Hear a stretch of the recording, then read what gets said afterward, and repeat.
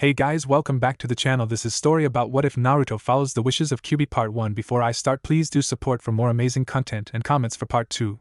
Do consider to subscribe my channel and share my video to your friends and check out the description as well. Let's start the video. It was early in the training mission with Jiraiya when October 10th came around. Like usual, the pervert was out in the local nightlife trying to score with the ladies, leaving Naruto alone on his birthday for yet another year. This year he thought would have been different since he actually had friends now. But he couldn't ever catch a break having the fox demon stuck within. He finally decided that training to the extreme would be just the ticket, and after that maybe some of the leftover sake Jiraiya forgot he left in the hotel room the last time he was wasted. Well, happy birthday to me, here's to yet another lonely year. Naruto sat at the edge of a cliff next to where he was training earlier, and quickly gulped down the horrible tasting fluid, feeling it burn its way down his throat. He chucked the empty bottle of sake off the cliff and stood up at the edge of it, watching it fall peacefully to its demise in silence. Some minutes later, between dehydration and the strong alcohol that was now pumping through his veins, he was feeling quite open to any thoughts that crossed his mind. That bottle sure looks peaceful down there. Maybe I could have that same peace, he muttered as he swayed on drunken legs. Naruto held his arms straight out to his sides and felt the calming breeze of the autumn wind as he slowly pitched forward. The wind flowing through his hair increased, but the vertigo of his fall never reached him through the haze of the alcoholic influence, so he never even saw the ground coming to remove him of his life. Suddenly the wind died and the young blonde was finding himself once again in front of the ugly steel cage of his lifelong nemesis, the Kyuubi. Go away, you stupid fox, you have caused me so much pain and I just want it to end. He saw a flash of light emit from the cage as he fell backwards, falling into a drug-induced slumber. Naruto found himself waking to a lush forest surrounding him as he was comfortably lying upon the thick grass of the clearing he was in. He thought he was in heaven, feeling so peaceful and safe in the forest. He even started hearing soft and gentle voices being carried across the fragrant wind. Naruto-kun, are you awake? Please answer me, came a discernible soft voice full of worry. He turned to the voice and saw a young woman, about his age, with jet black hair and a chest close to rivaling Tsunade's, but strangely many times more attractive, yet he didn't know why at first. His eyes wandered down her perfectly formed hips and fell upon a neatly kept patch of hair at the junction of her relatively long, slender legs. After pausing on that sight for a few seconds, he blushed and turned away, now realizing she was fully nude. Naruto-kun, what's wrong? Does my appearance bother you? He turned back and made extra effort to focus only on her elegant face. Yeah, it does bother me a bit. The young woman smiled at him before her form shifted to a young pink-haired woman in the same state of dress. Naruto's cheeks flushed at seeing the tops of her breasts but refused to look further. Is this better? She inquired. No. How about her form shifted again to the young long-haired blonde Kunoichi? No, came the reply quickly. Maybe you like older women this time. She shifted into a fully nude Anko, getting Naruto's cheeks to gain color once again. No. Then how about this time her form shifted to a smaller girl with short midnight blue, nearly black, hair. Uncontrollably his eyes darted to her, not too big, but not too small, mounds of flesh before they continued down, and was slightly confused as to why she had no hair where he saw some from the first form but also found it enthralling. Did you like this F form better, Naruto-kun? She asked with a faint blush on her cheeks while prodding her fingers together. His face turned deep red and quickly turned away from that form. No, please, it isn't the form, it's the fact that you aren't wearing any clothes, he yelled out embarrassingly. A smile spread across the young woman's face at the information she found and reverted back to her original form. Okay, I have some clothes on this time. He rolled back over and looked at the elegant white kimono with silver embossed designs cut really low at the neck, showing off plenty of cleavage. As he looked further down, he coughed on the air he was breathing when he noticed there was only half of the kimono, and got another eye full of her bare lower portion before facing away. She laughed at his expression as the rest of the kimono faded into existence. I'm fully clothed now, Naruto-kun, you can look. He cautiously turned back and verified she was in full dress before trying to sit up. His attempt failed as he crashed back to the ground. The young woman was at his side instantly and helped him sit up using a tree to lean on that appeared from nowhere. He was about to thank her for her help when he noticed she was still very close to him, smiling. Her hand reached out and gently brushed a finger across his lips, and then she kissed him softly, pulling back very slowly afterwards. Thank you, but who are you and where are we? He asked, trying to get over the feeling of shock and bliss from the unexpected affection. She backed away from him to allow a view of her all at once. Take a look at me again and figure it out for yourself, she told him in a sad tone. He looked out at her beautifully crafted silk kimono and paused a bit on her exposed cleavage. He wasn't making any progress in finding out who she was, since he was getting distracted, until he caught a glimpse of something moving behind her. Switching his gaze to the source of the movement, he counted 9 tails covered in shimmering blood-red fur tipped in just a little black, like her hair, swishing behind.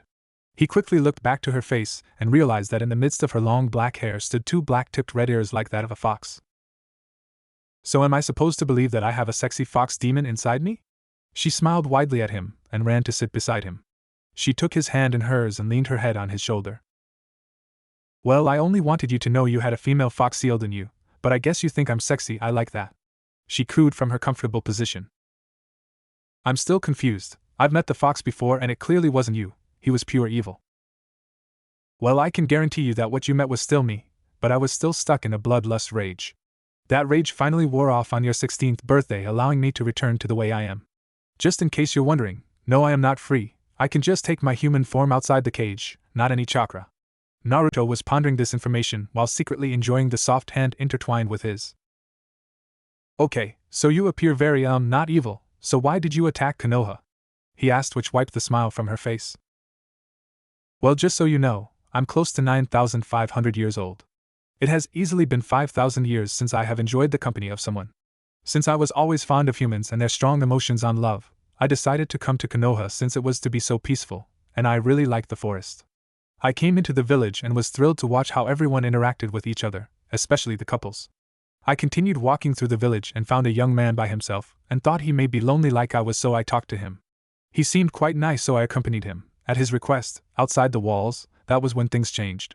Naruto was intrigued at the fact that this powerful demon actually was able to look sad, but continued to listen to her story.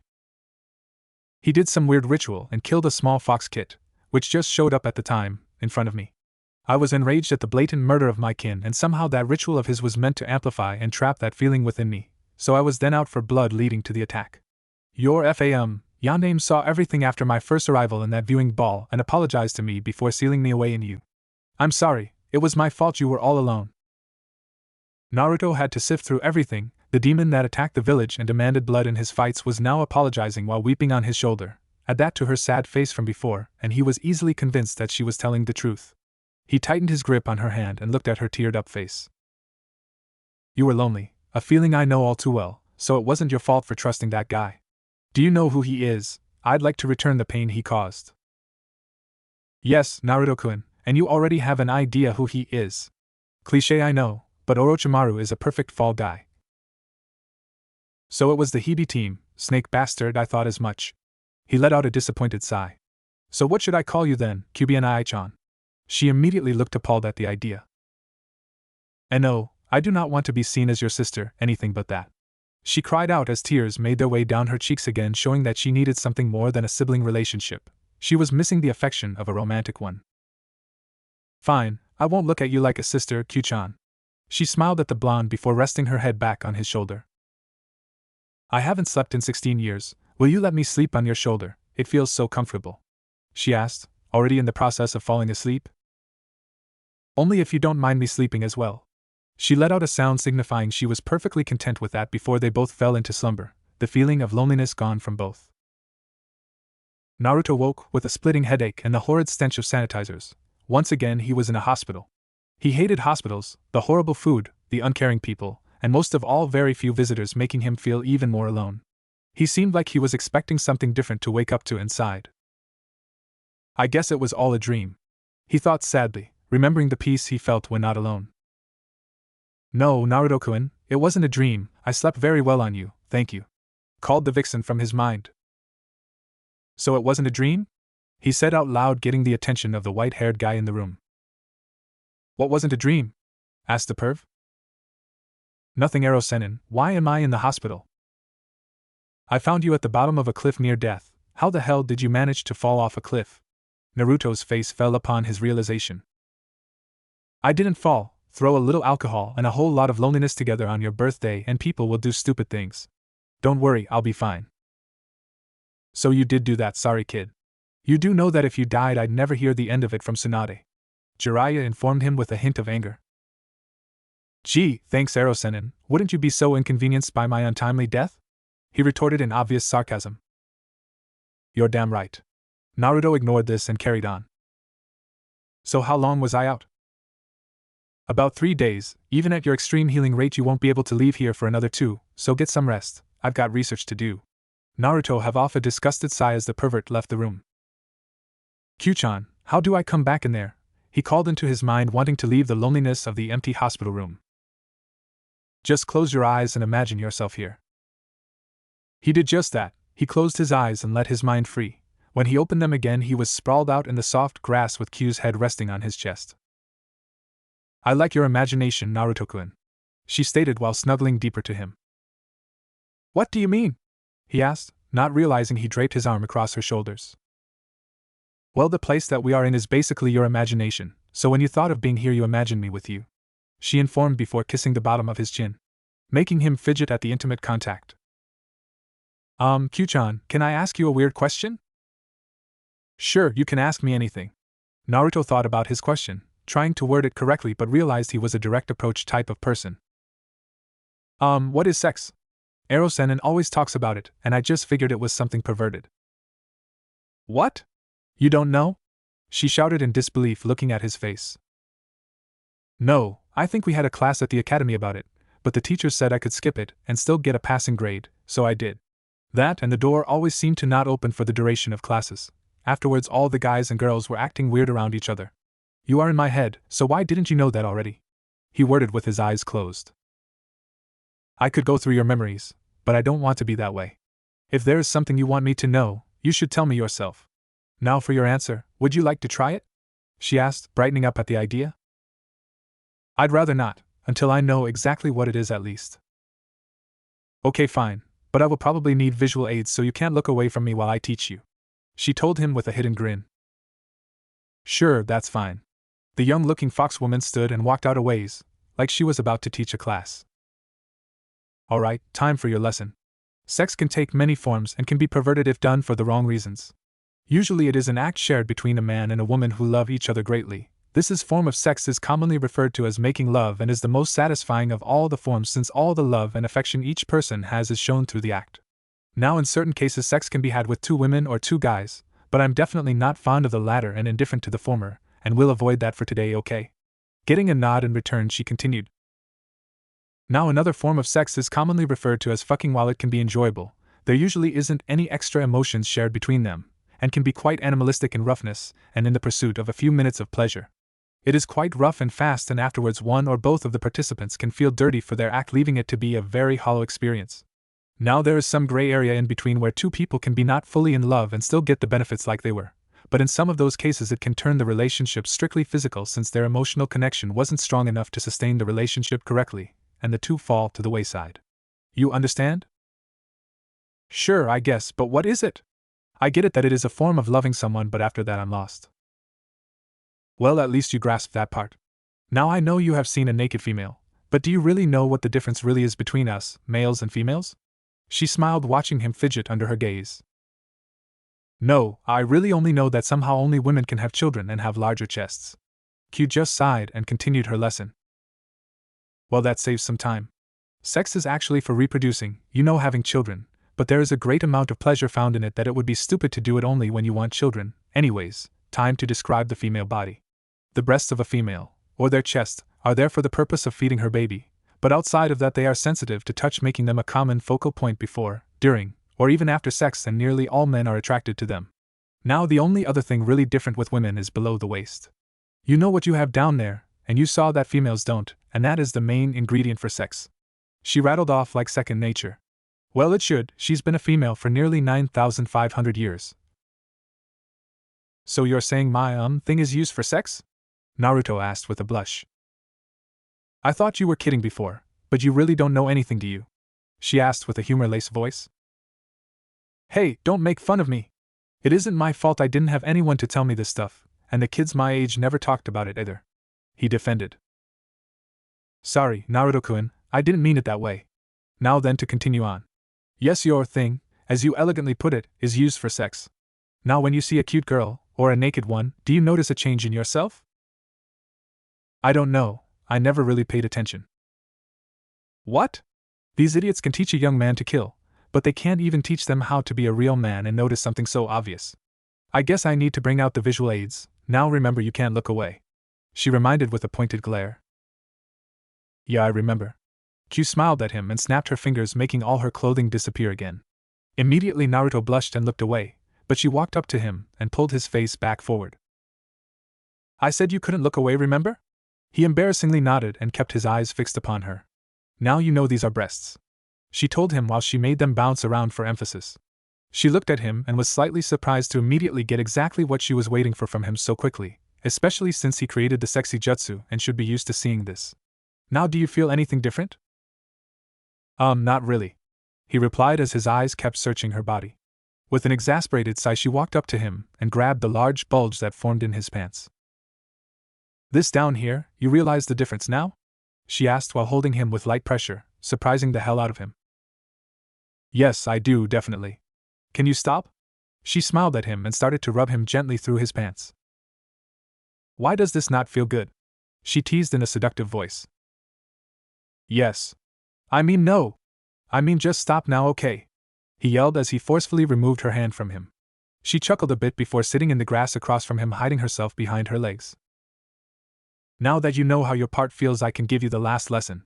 A woman has another hole that guys don't. Naruto looked surprised and waited for more information on this. She resituated herself and spread her legs open slightly, giving Naruto a perfect view of her more intimate parts, making him blush, and had to force himself not to look away out of embarrassment. To have sex, your thing has to slide into the woman here. She demonstrated by inserting one of her fingers in her opening and removing it again slowly, making sure to over-exaggerate the action. So now that you know what sex is, would you like to try? I promise you'll enjoy it. She teased. Not that it isn't very intriguing, but I'll pass. From what you told me earlier, I only want to do this with someone I love wholeheartedly, or it could possibly turn me into erosenin, he stated while turning away with a permanent blush on his face. She smiled and walked up to him and pushed him onto his back before stroking his bulge again. Are you sure? I know you would enjoy it, she coaxed with a sexy voice. He gulped audibly before taking her hand in his. Be it as it may, I don't want to do it. Can you put your clothes back on? The moment he said that, her smile faded as the clothing warped back into existence. She turned to leave but was still held by her hand. Just because I don't want to have sex with you doesn't mean that you have to leave. I'll be trying to figure this out for quite some time now in the future, so just stay with me for a while. She smiled once again before laying back down beside him, placing her head directly over his heart, listening to the rhythm. She placed her hand on his stomach and let it wander back down to his pants. Above the belt, Q-chan, he reminded as she reluctantly rested it back on his stomach, where she stayed until they both fell asleep. Naruto woke up and found himself still in his mindscape, but had no idea what time it was in the real world since it all looked the same in his mind. The young, appearing, fox demon was still sleeping on his chest, and dare he think it, she looked cute with her fuzzy ears. Curiously, he brought up a hand and touched the tip of her ear and smiled, seeing it twitch. Finding it amusing, he tried again, getting the same response. He was about to touch her again but was caught quickly by her hand. Before he could apologize, she placed his hand at the base of her ear. It tickles up there, but you can rub it lower where it feels better, she told him without moving from his chest. Naruto couldn't explain exactly why, but he enjoyed running his hands through the soft silky fur, and obviously she did too, as she gave off a light growl which sounded more like a purr. Q-chan? She growled out cutely. Why did you want to have sex with me? He asked while still stroking her fur. Well, you see, sex is a very powerful thing. Once you have it, you want more. After not being with someone for over 5,000 years, I could probably screw almost anything, but there is one thing more powerful than sex, and that is love. I have seen everything you have gone through, and I truly want to be here for you. I know how caring and sincere you are over the years, and just the fact that you could forgive me after the pain I caused made me care for you. I care for you very deeply, and if this wasn't so, I wouldn't have offered to be with you in that capacity. Just so you know, I'll always be here, and when you come to care for me, like I do for you, my offer will always stand. For a demon that would scream for me to kill, you sure have taken a turn in attitude, but I guess you have protected me even when you wanted to kill, so I believe you. I don't know how I would want to be involved with you, but right now my loneliness is gone, and that is thanks to you. For now, let's just be friends, but before that I was wondering if you would kiss me once more. She turned her head and looked into his eyes. Do friends still make out? No. Do they hug? Yes. Do they sleep on one shoulder if they are tired? Probably. Do friends hold hands?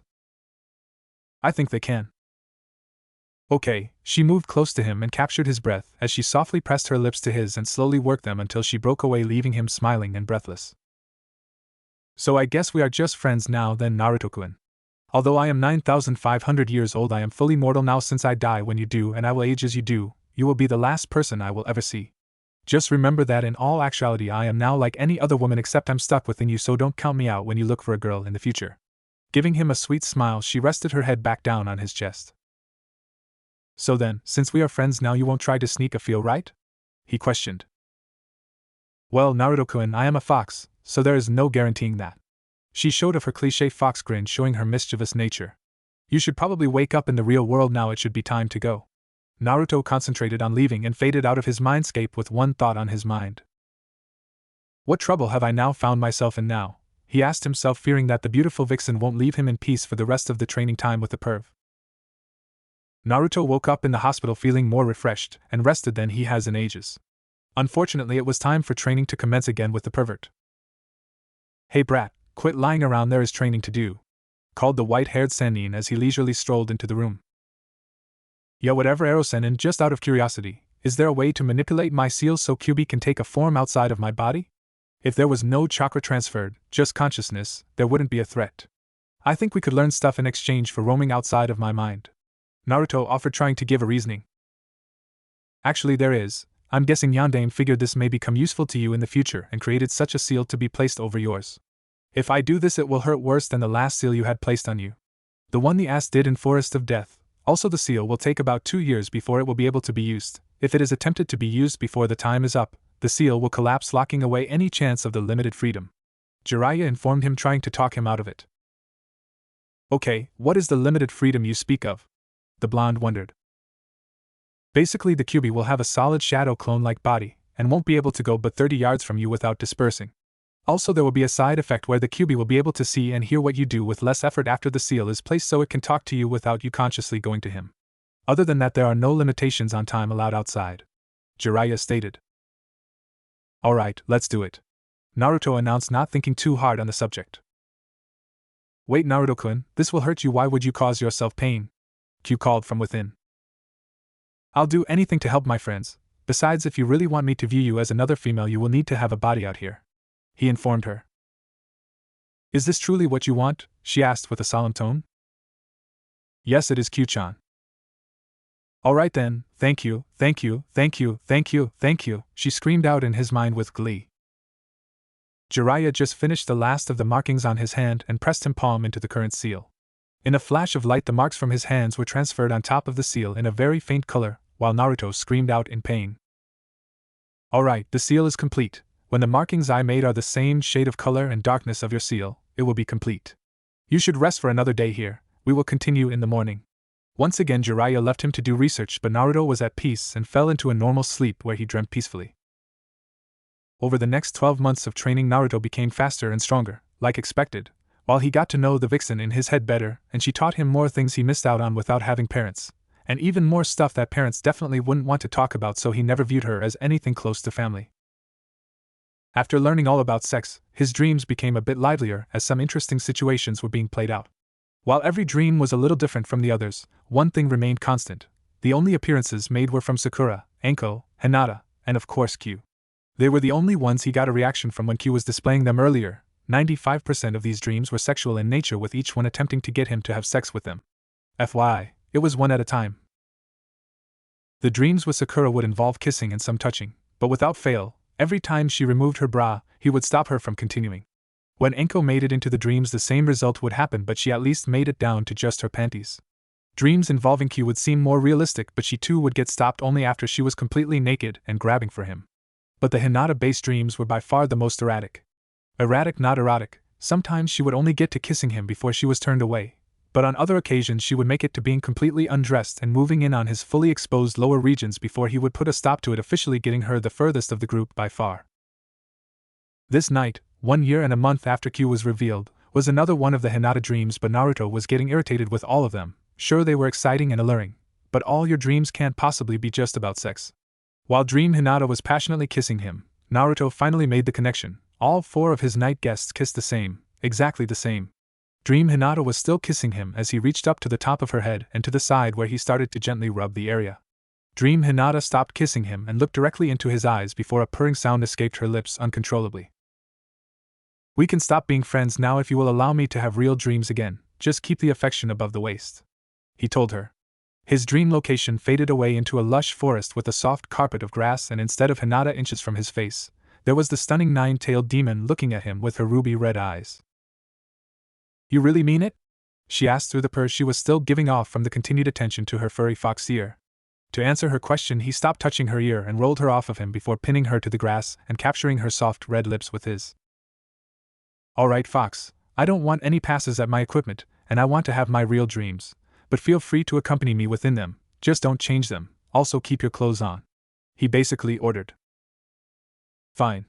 She pouted, giving in to his request. But you need to pet my ears and tails when we're together, and I get a kiss each day. Agreed. He kissed her once more before standing up, pulling her up with him. Now how about we get some ramen? Huh, was her reply, causing Naruto to laugh. Well, since I am still sleeping, I have my dreams to attend to, so I'm going to dream of eating ramen with a beautiful fox. With that statement, the landscape changed once again to a cozy little restaurant where they walked in holding hands. Another year has passed, and the unorthodox relationship between the Kyuubi vixen and her 18-year-old container has certainly heated up. In this time, Naruto figured that he really liked her, but he wasn't about to admit that he loved her, since the moment he does, no force in the universe could keep her off him, although a larger part of him wouldn't mind anymore. On occasion their kissing would get out of hand, but it wasn't always Kyu's fault. Sometimes she ended up with her top half exposed without undressing herself. Depending on your view, luckily or unluckily, Naruto managed to get things back under control, halting their progress every time. On the training portion of his time, he did gain many jutsu and even more speed and strength, and that was mostly without the help of Kyu. His demon didn't help him too much in training except for when accessing her chakra, since she was intent on getting in his pants whenever free time occurred. Jiraiya stayed a pervert, but what did you really expect from him? He would constantly coax Naruto into using more chakra from within than he could handle safely. It was during one of these sessions where Naruto used the four-tailed form and nearly killed the pervert, making him believe Naruto lost control, but unbeknownst to him he was in full control and couldn't figure out why he was so angry, and just wanted to beat his ass when he talked about Hinata being fully legal and fair game for anyone in a few months, almost like there was a secret guide to new 18-year-olds. Luckily Kyu has kept her word on staying out of his head while doing his daily activities, well except to catch a glimpse of his equipment when bathing, otherwise he would have to deal with a pissed-off demon for being so defensive of another woman. This now brings us to the present, where the student and teacher were ready to embark on their return journey, and both Naruto and Kyu were anxious for the day. Hey Ero-sennin, is the seal ready? It looks like it to me. The blond muscular man of 6 feet 0 inches dressed in simple black pants and an orange t-shirt asked his sensei while revealing the seal. How many times have I told you not to call me that? Yelled the super perv. Probably as many times as I have told you to stop being a perv, Ero-sennin, hollered back his pupil. They both turned their backs to each other out of defiance until Kyu reminded her container what they were asking. So is the seal ready? Naruto quietly asked without turning to the white-haired man. Yes, it looks like it completed a few days ago. So how does it work? You need to focus the Kyuubi's chakra to the seal and perform a single Kagebushin. Most of the chakra used will be absorbed by the seal, thereby reducing the chakra contained in the clone and tying it to you. He explained with his back still towards him. Alright, let's give it a try, announced the blonde as he formed the necessary hand signs. Are you sure you really want to let the demon free like that? The Kyuubi could potentially kill someone while they are sleeping, Jiraiya asked just to be sure. Trust me, there won't be a problem like that, Ero-sennin. The jutsu was finally activated, and in a puff of smoke a huge shadowy being towered over the group, causing Jiraiya to nearly piss his pants wondering what he has done, until the smoke cleared, revealing a girl of about 5 feet 8 inches, 18 years of age, wearing a dark blue kimono with a black dragon stitched into the silk wrapping around her. The low-cut garment showed off plenty of her bountiful chest, and went well with her shoulder-blade-length jet black hair and red-furred fox attributes. The Sannin's eyes nearly popped out of his head as his mouth was left agape from the sight of the beautiful young woman. Everything is so alive, she squealed as she darted to every corner of the camp, inspecting every insect and other wildlife like it was her first time ever to be outside, before returning to Naruto's side, clearly bouncing with happiness. She is the Kyuubi? Mumbled Jiraiya, still in shock, not because she wasn't anywhere near a bloodthirsty demon, but more so by the fact that she is, well, a she and hot. Yes, Ero-sennin, this is the Kyuubi no Kitsune. Kyu-chan, meet Ero-sennin, introduced Naruto. Hi, she chirped energetically. The pervert's eyes locked on her oversized chest as he walked up to her, and finally his gaze met her bright ruby-red eyes. Well, hello beautiful, I'm sure being cooped up in this boring child has left you in need of a real man, since I know he wouldn't know what to do with a woman. He is probably gay since he doesn't like my books, so how about you and I get acquainted over, let's say, a hot bath? Immediately the white-haired man found an elegantly formed foot connecting with his crotch. Let's get this straight, moron, Naruto-kun is definitely not gay, and I know he can please a woman correctly, and I will only allow him to view my naked body, and when he feels ready he will be the only one to make me feel like a woman again. She sternly informed him before deeply kissing the center of her affection. Jiraiya stood up like nothing has happened and began picking up his bags. What the hell, Ero-sennin, do you not have any balls? Asked an astonished blonde, seeing him have no pain from that brutal attack. Well, I created a jutsu that protects my goods, and to top it all off, it nearly doubles my size to a whole 6 inches. Now I bet you are jealous of my manliness, replied the perv while striking one of his crazy poses. 6 inches isn't something to be proud of, even with your jutsu you aren't even average. So basically the Sannin are a joke, one is clearly gay and stares at bodies of men, another is a big-breasted old hag that uses a jutsu to hide herself, and lastly a pervert that is hung like a squirrel. Yeah, legendary indeed, he mocked him while still dumbfounded by his idiocy. And you are considered average, I bet you're lying about that, defied the man, not coming up with a good comeback. Nope, he's above average and I look forward to seeing how it feels, chimed in the vixen, causing Naruto to blush and Jiraiya to quickly change subjects. Well, we best be going if we want to make Konoha by noon tomorrow, he commented before heading to the trail. They made good time for the day and decided to camp out for the night in a clearing just off the road. There always just seems to be one of those. Jiraiya found himself being very jealous when he looked to his pupil, who was lying on the ground with a gorgeous female half laying upon him with her 9 fur tails wrapped around them for warmth. Maybe there is something to being involved in a lasting relationship. You never have to look for someone to join you at night, the man thought. But then again, you couldn't enjoy the pleasure of 2 women at the same time. He. The perv was able to fall asleep easily now with the thoughts of women and pervertedness on his mind. Naruto and Kyu woke up quite early the next morning, and that was a very good thing since Kyu's fur was all tangled up from sleeping in a place where there is physics, unlike a mindscape. Brushing out her fur was very time-consuming, and it nearly took Naruto an hour to straighten out all 9 of the soft appendages, although she could have handled a few more days of the relaxing action. It was still early when they finished, so they made the breakfast before Naruto sat up against a tree with his vixen leaning her back on his chest from her spot between his legs while he held her from behind. I love you, Naruto-kun, she informed his while trying to get deeper into his chest. I know you do, Kyu-chan, was his reply as he kissed her sensitive neck.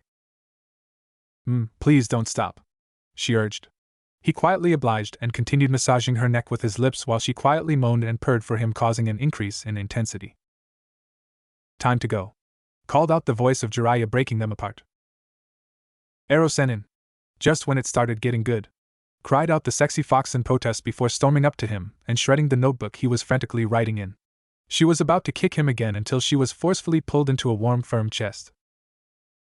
Come on, Kyu-chan, let's get going. We'll finally be home today. Naruto held out his hand for her to hold, but she grabbed his whole arm instead and latched onto it for the remainder of the walk to the village. It was a little later in the afternoon than was planned as the large gates of Konoha formed on the horizon. You could tell Naruto was getting excited to finally be back, from the obvious signs of forcing himself to not just run up to the gates.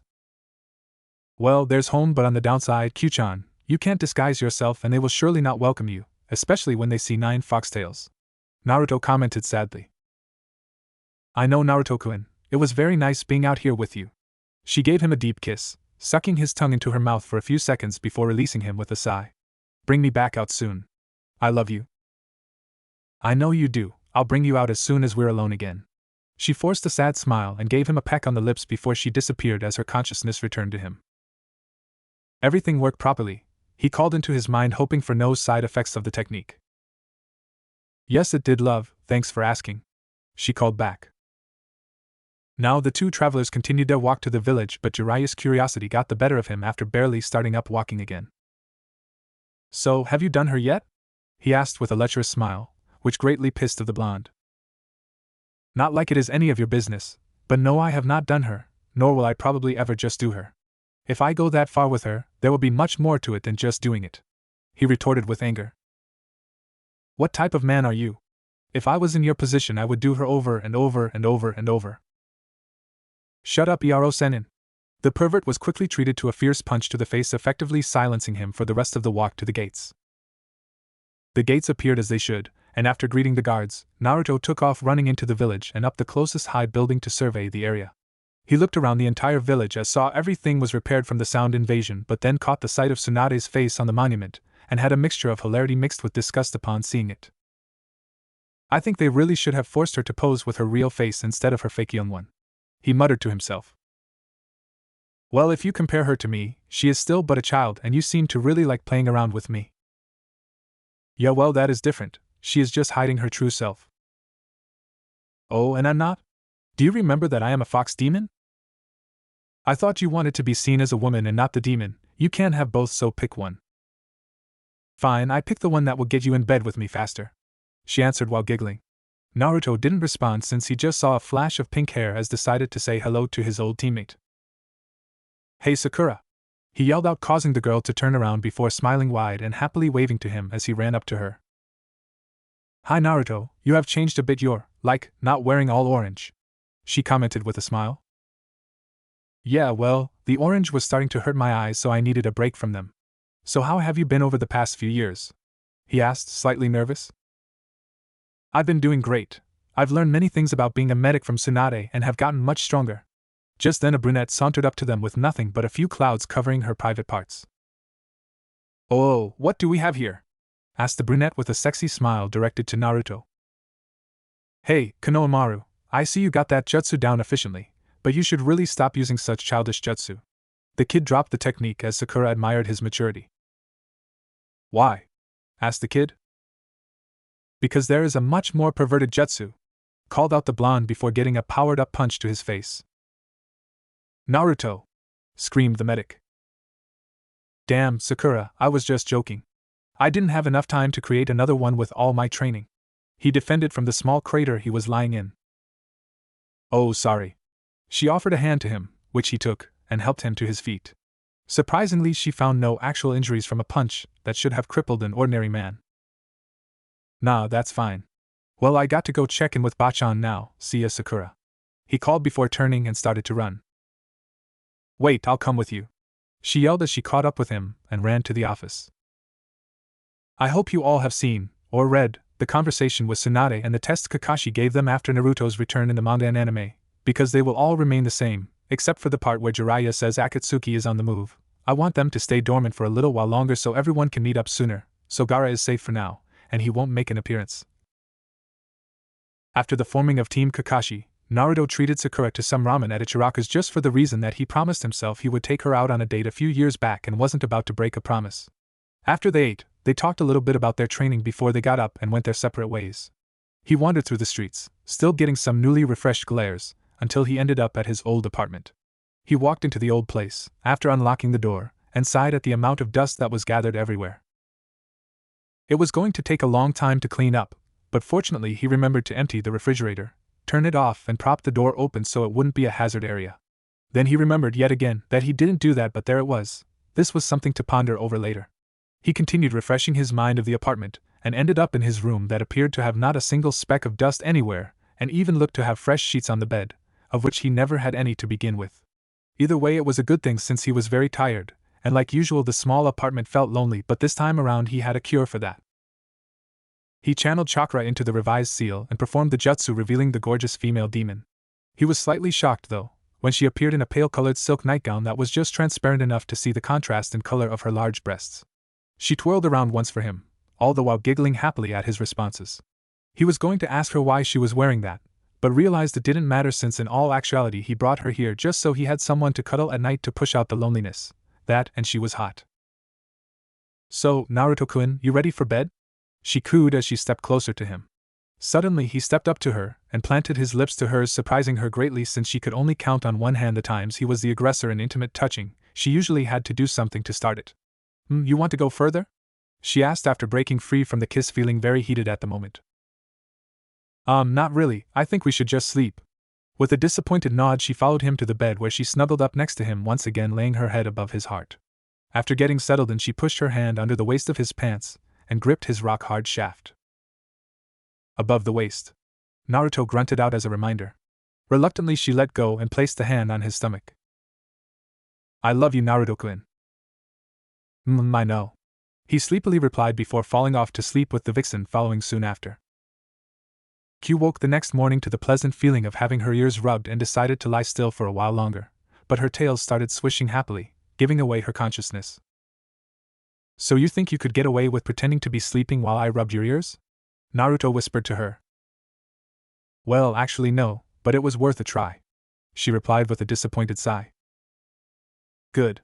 She expected him to stop, but he continued on, pleasing her fuzzy fox ears, causing her to fall into her growling purr for the next 10 minutes. To her dismay, he stopped and got up to do the usual morning stuff while she just laid in bed for a few minutes before heading out into the living room/kitchen and started cleaning. A few minutes later, Naruto returned and saw her cleaning and walked up to stop her. Q-chan, stop cleaning, you are a guest, there isn't a need for you to do that. He chided her. That is where you are wrong, Naruto-kun. I live here now with you, so it is just as much my place as it is yours. Fine, but I'm helping. With a quick hand sign, 20 Naruto clones came into existence and ran through the apartment at blinding speeds, leaving the place spotless in less than 2 minutes. Then now let's just sit for a while. She smiled happily at him as he sat down on the old couch, and she immediately sat on his lap facing him before taking him in a kiss. After the kiss, she just hugged him tightly with her head in the crook of his neck and fell asleep smiling. After letting her sleep a while, he decided it was time to hit the town and see what has changed and maybe find some more of the old acquaintances. He gently carried her to his bed and set her down, while she slept through all of it. Before going, he kissed her forehead and left out the door. Like was expected, Naruto only got a good 30 yards away from his apartment when he felt the consciousness of the vixen return to him. That wasn't very nice, Naruto-kun. I was expecting to wake up in your arms and I find myself waking up back in here? She pouted in an irritated voice. Sorry, Q-chan, but I couldn't bring myself to wake you since you were sleeping so nicely, and I didn't know you would wake up when you returned to me. Fine, I'll let you off the hook this time, but I want to see you before I go back in the future, she informed him. Alright, you got it. After finishing his conversation with his inner demon, Naruto came upon a strange-looking guy. He was covered head to toe, and all you could see were sunglasses peeking out from between his hood and high collar. Although he couldn't tell who it was, Naruto felt he knew him from somewhere. I'm taking most of this encounter from the manga and will be the last shred of unoriginal content. Please, not this group, anyone but them. I don't need the competition now, thought Q after realizing who it was standing there. It's been a while, Naruto, stated the guy. Huh, who are you? Was his reply, still trying to figure out where he has seen him before. It has been a long time since we've seen each other, but you should at least recognize the face of a comrade, because it is hurtful if you don't, mentioned the cloaked guy. Oh wait, could you be Shino? Naruto asked once Shino's strange speech pattern jogged his memory. Finally you recognize me. Well, it could be a little easier if I could actually see something other than sunglasses to identify you, hollered the blonde shinobi. Just then a slight thundering, sounding like a stampede, was heard as a huge white dog jumped into the area with his partner riding on top. Is that Yukiba? He asked in shock at the size of his dog. The rider got down off of the beast in his mostly all-leather attire. Ha, I thought it was you from that smell, Kiba replied. Hey, what is that supposed to mean? Shouted Naruto in defense. Nothing, it's just that you smell like, well, you. Oh thanks, I guess, but what have you been feeding Akamaru? He's huge, he then commented. Guess I never noticed. Suddenly a quiet squeak was heard in the direction of a nearby fence, catching the blonde's attention. Please, not now, I'm not ready to meet him yet. I heard he was back, but I wasn't intending on seeing him so soon. What do I do, what do I say? Worried Hinata as she was trembling at the thought of meeting her crush again after so many years. Oh God, why couldn't he have missed them, especially her? Q asked herself, afraid of what might happen. Naruto quickly rounded the corner and was face to face with the dark-haired girl. Her nearly black hair flowed down to her mid-back over the hood of her thin jacket, which ended a little past the waist of her baggy capri-style pants. What are you doing hiding over here, Hinata? He asked while only inches away from her small 5 feet 3 inches frame. Immediately she started falling over after turning bright red with beads of sweat flowing down her face. Before she made contact with the ground, Naruto caught her in his arms. Why does she always do that around Naruto? Kiba wondered out loud. I can't believe he recognized you and Hinata right away, ah man. Uncharacteristically whined Shino, completely ignoring Kiba's question. Hey guys, do you have a mission or something? Naruto asked while still holding Hinata above the ground. Nah, we were just meeting up for a little sparring today. You can leave her with us and we'll take care of her. Kiba informed in his boisterous voice while the blonde looked at the light body before him. Well, if it's all same to you, I'll just wait for her to wake up. You two can go do your sparring. The blonde offered. Yes, sure, thanks Naruto, see ya. Kiba then jumped onto Akamaru and sped off while Shino just seemed to disappear, leaving Hinata alone in Naruto's arms. He stood up and carried her over to the large tree and sat in the grass with her still nestled in his arms. He looked at her porcelain-like face before wiping a bit of the sweat off her glistening skin. What are you doing, Naruto-kun? Kyu asked in an accusing tone. I don't know, Kyu-chan, but something is just different when I look at her. You're drawn to her, aren't you? Yes, very. I know you don't like it, but some of the attraction is probably your fault since you took her form so many times when manipulating my dreams. You're wrong, Naruto-kun. I just used the attraction you already felt against you in your dreams. Remember that you would push her away sometimes after just barely kissing, but the next time you would nearly let her do what she wanted. You wanted her but also didn't want to push her, so you always had those feelings. So, are you okay with me liking her? He asked while growing very red, remembering his dreams as he looked at the petite girl. No, I am not, but I can deal with it for a while. Just try to find out if there is something else there other than physical attraction. So you are basically telling me to go out with her? I don't think I want two girlfriends. You finally called me your girlfriend.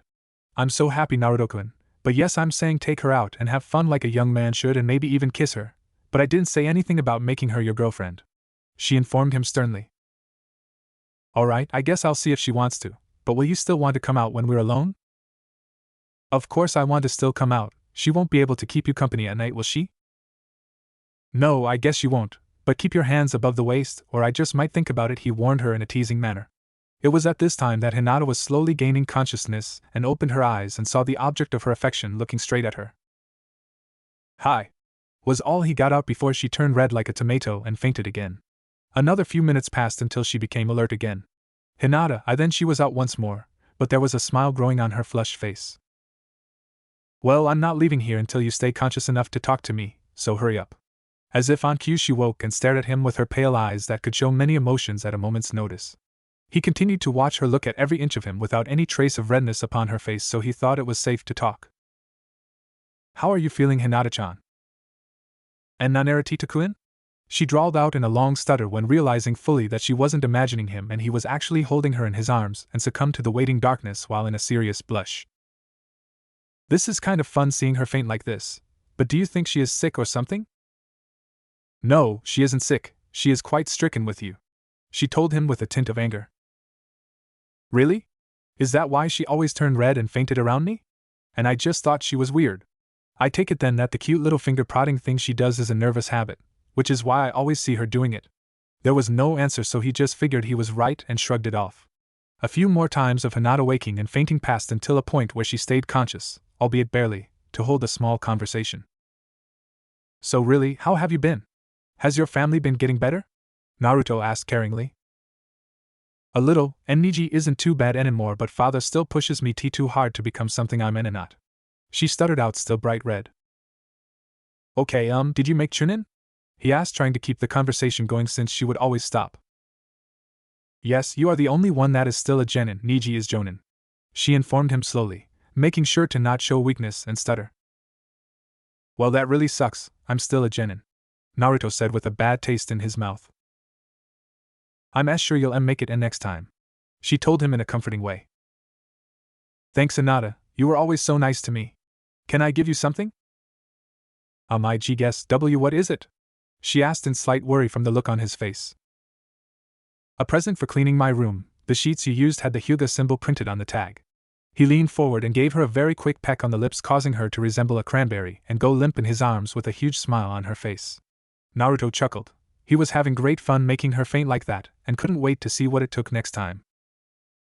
He looked her over once more and noticed her sandals looked like they didn't really fit anymore. Her feet seemed squished and uncomfortable in them, so he took them off, setting them free. After his once-over of her, he came to the conclusion that everything about her was cute and very alluring, much more so than the younger form he would see in his dreams. She started to stir once more, and he decided he might just surprise her.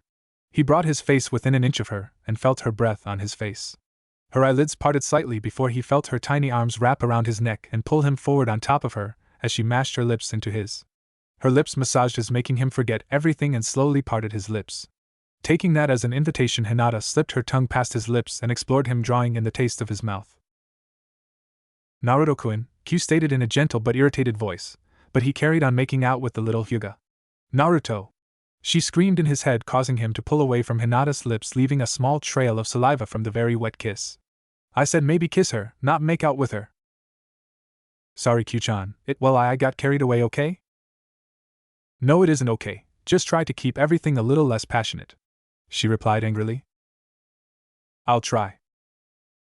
Was that real? Hinata asked, still unsure since she has dreamed about that for a while. Yes, it was, but I think it was a little out of the blue though, he mentioned, trying to shrug it off. Oh, she stated with a downcast attitude, but never once tried to leave the spot with Naruto. So I guess since you got over your fainting spells, I can ask you a question. Would you like to go out with me, on a date? She immediately smiled, frantically nodding, and brought him into a very gentle hug, pressing her chest up against his, inadvertently showing that there was a bit more flesh under her jacket than she let on. So how big are they? Q asked in an attempt to tease him, since she couldn't get out and smack the both of them.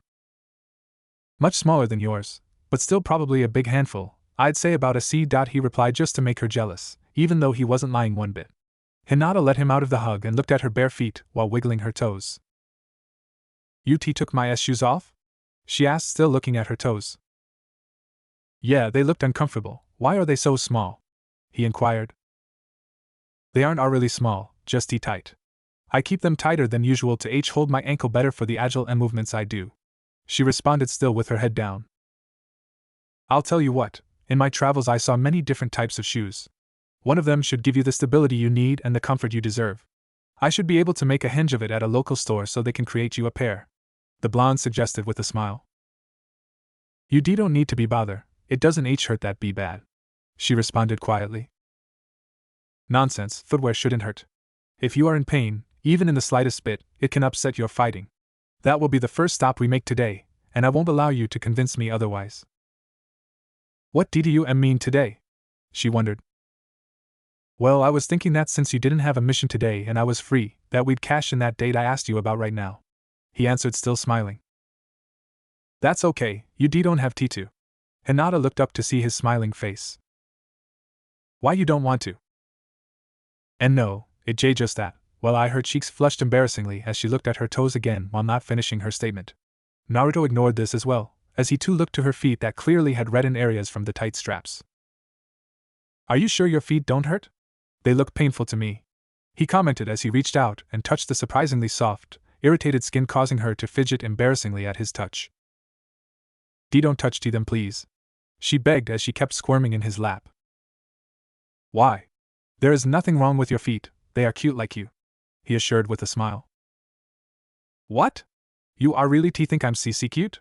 She asked, initially not noticing he started to lightly massage her foot. And no, stop, and Naruto-kun. He ignored her protests and kept massaging her feet as she started squirming more. She screamed out pleasurably before covering her mouth to keep from drawing attention. Her eyes were closed as she was writhing under his touch while her breathing got quicker and shallower each moment. Naruto-kun, stop! Screamed Q, causing him to pause. Huh? Why, it was just a little massage. Nothing harmful or perverted. Not for her, just look at her, she was getting off on the massage similar to directly touching her womanly parts. Naruto finally caught exactly what she was saying and was slightly embarrassed. I'm sorry, Hinata-chan, I should have stopped when you asked. He relented. And no, my fault. You didn't know. She stuttered between breaths. It felt good, just not appropriate right now. Still, I should have listened. You have never said anything not worth listening to. Deciding to change the subject quickly, he posed another question. So are you ready to go out now? I need to go home at first, it's just a few blocks away, you can come with me. She quickly put her shoes on and ran all the way to her house with Naruto right behind. Since the Hyuga Manor was fashioned very much like an apartment complex, Hinata let Naruto wait for her outside the door to her room, since it wasn't forbidden to do so. The moment she closed and locked the door, she wasted no time in stripping off all her clothes, including her very damp undergarment, before lying down on her bed and started touching herself vigorously, as the thought of her crush being only feet away, while she was doing this, turned her on more. Naruto, surprisingly, sat patiently waiting for her return when he heard small muffled moan-like sounds before a louder muffled scream come from her room. "Q-chan, do you think she is alright?" he asked, being as dense as ever. "I think she is doing just fine, just leave her be for a little while longer," she told him, knowing full well that Hinata was relieving the sexual tension built up from earlier. He continued to wait through a few more muffled sounds followed by some shuffling before she came out, about 45 minutes after going in, wearing pants like before, only tighter, and a lavender short-sleeved t-shirt sporting the Hyuga flame symbol. Her face contained a satisfied smile and a deep blush from making him wait, while she took care of her urges. "I'm all ready to go, and Naruto-kun," she stuttered out while still smiling sweetly with a fading blush. "Going where?" demanded Hayashi as he quickly intercepted the two as they started to venture out. "Father." "My apologies, Hyuga-sama. I was just taking your daughter out for a walk, lunch, and to find some new clothing. I've been gone so long that I needed someone to help me, so I decided to ask Hinata-chan," Naruto explained to the cold Hyuga. "Hinata-chan is it now? My first opinion is that I don't like you one bit," replied the stern clan head. "Well, you are her father, so you aren't supposed to like any guy that takes her out," Naruto wittingly replied. "Yes, you are correct, I wouldn't, but you are the first to even try. If you touch her inappropriately or get her back here after 10 o'clock, I will hunt you down," threatened Hayashi. "As it should be. Now, if you please, we will be on our way." Surprisingly, Hayashi stepped back and let the two continue on without any more hassle. They were out in the streets of Konoha quickly afterwards and were walking along, nearly a foot apart, silently, until Naruto had to break the silence since he couldn't watch her fiddling anymore. "Well, I thought your father wasn't too bad. I was sure he was going to make me fight him or something," he joked, trying to lighten the mood. Why yeah, W was quite strange of him. "You know, Hinata-chan, your stutter is kind of cute, but it gets hard to understand you sometimes. I think we need to work on your confidence. We don't need to change you any, but I'd like to understand what you are saying easier." "Why yeah." He smiled at her and swiped a hand away from her habitual action and laced his fingers with hers, causing her to blush uncontrollably with a wide smile.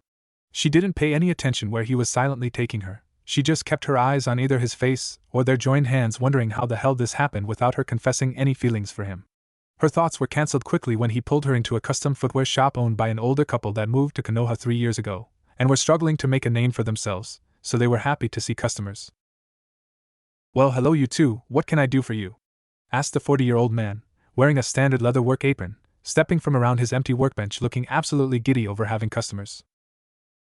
"I have a project I wish you to attempt. Hinata-chan needs a shoe that looks good but still supports her ankles for her unique movements, and she has found nothing that suits her other than to tighten her footwear to the point that it hurts her feet. So I have a design in mind that should be perfect," he offered up. "Really now, the sandal she is wearing is the best in this village for support unless you went with a gaudy combat boot. So then, tell me what this design of yours is?" asked the man, clearly intrigued. "I'll do you one better." He quickly created a clone and had it transform into the object in his mind. When it appeared, Hinata immediately loved the look. It was kind of simple in design but would do everything he promised. "Is that actually functioning?" Hinata asked, looking at it. "Yep, and it is about your size, you can try it on if you want." She smiled at him and immediately took the shoe and slipped it on, and immediately fell in love with the comfort and support.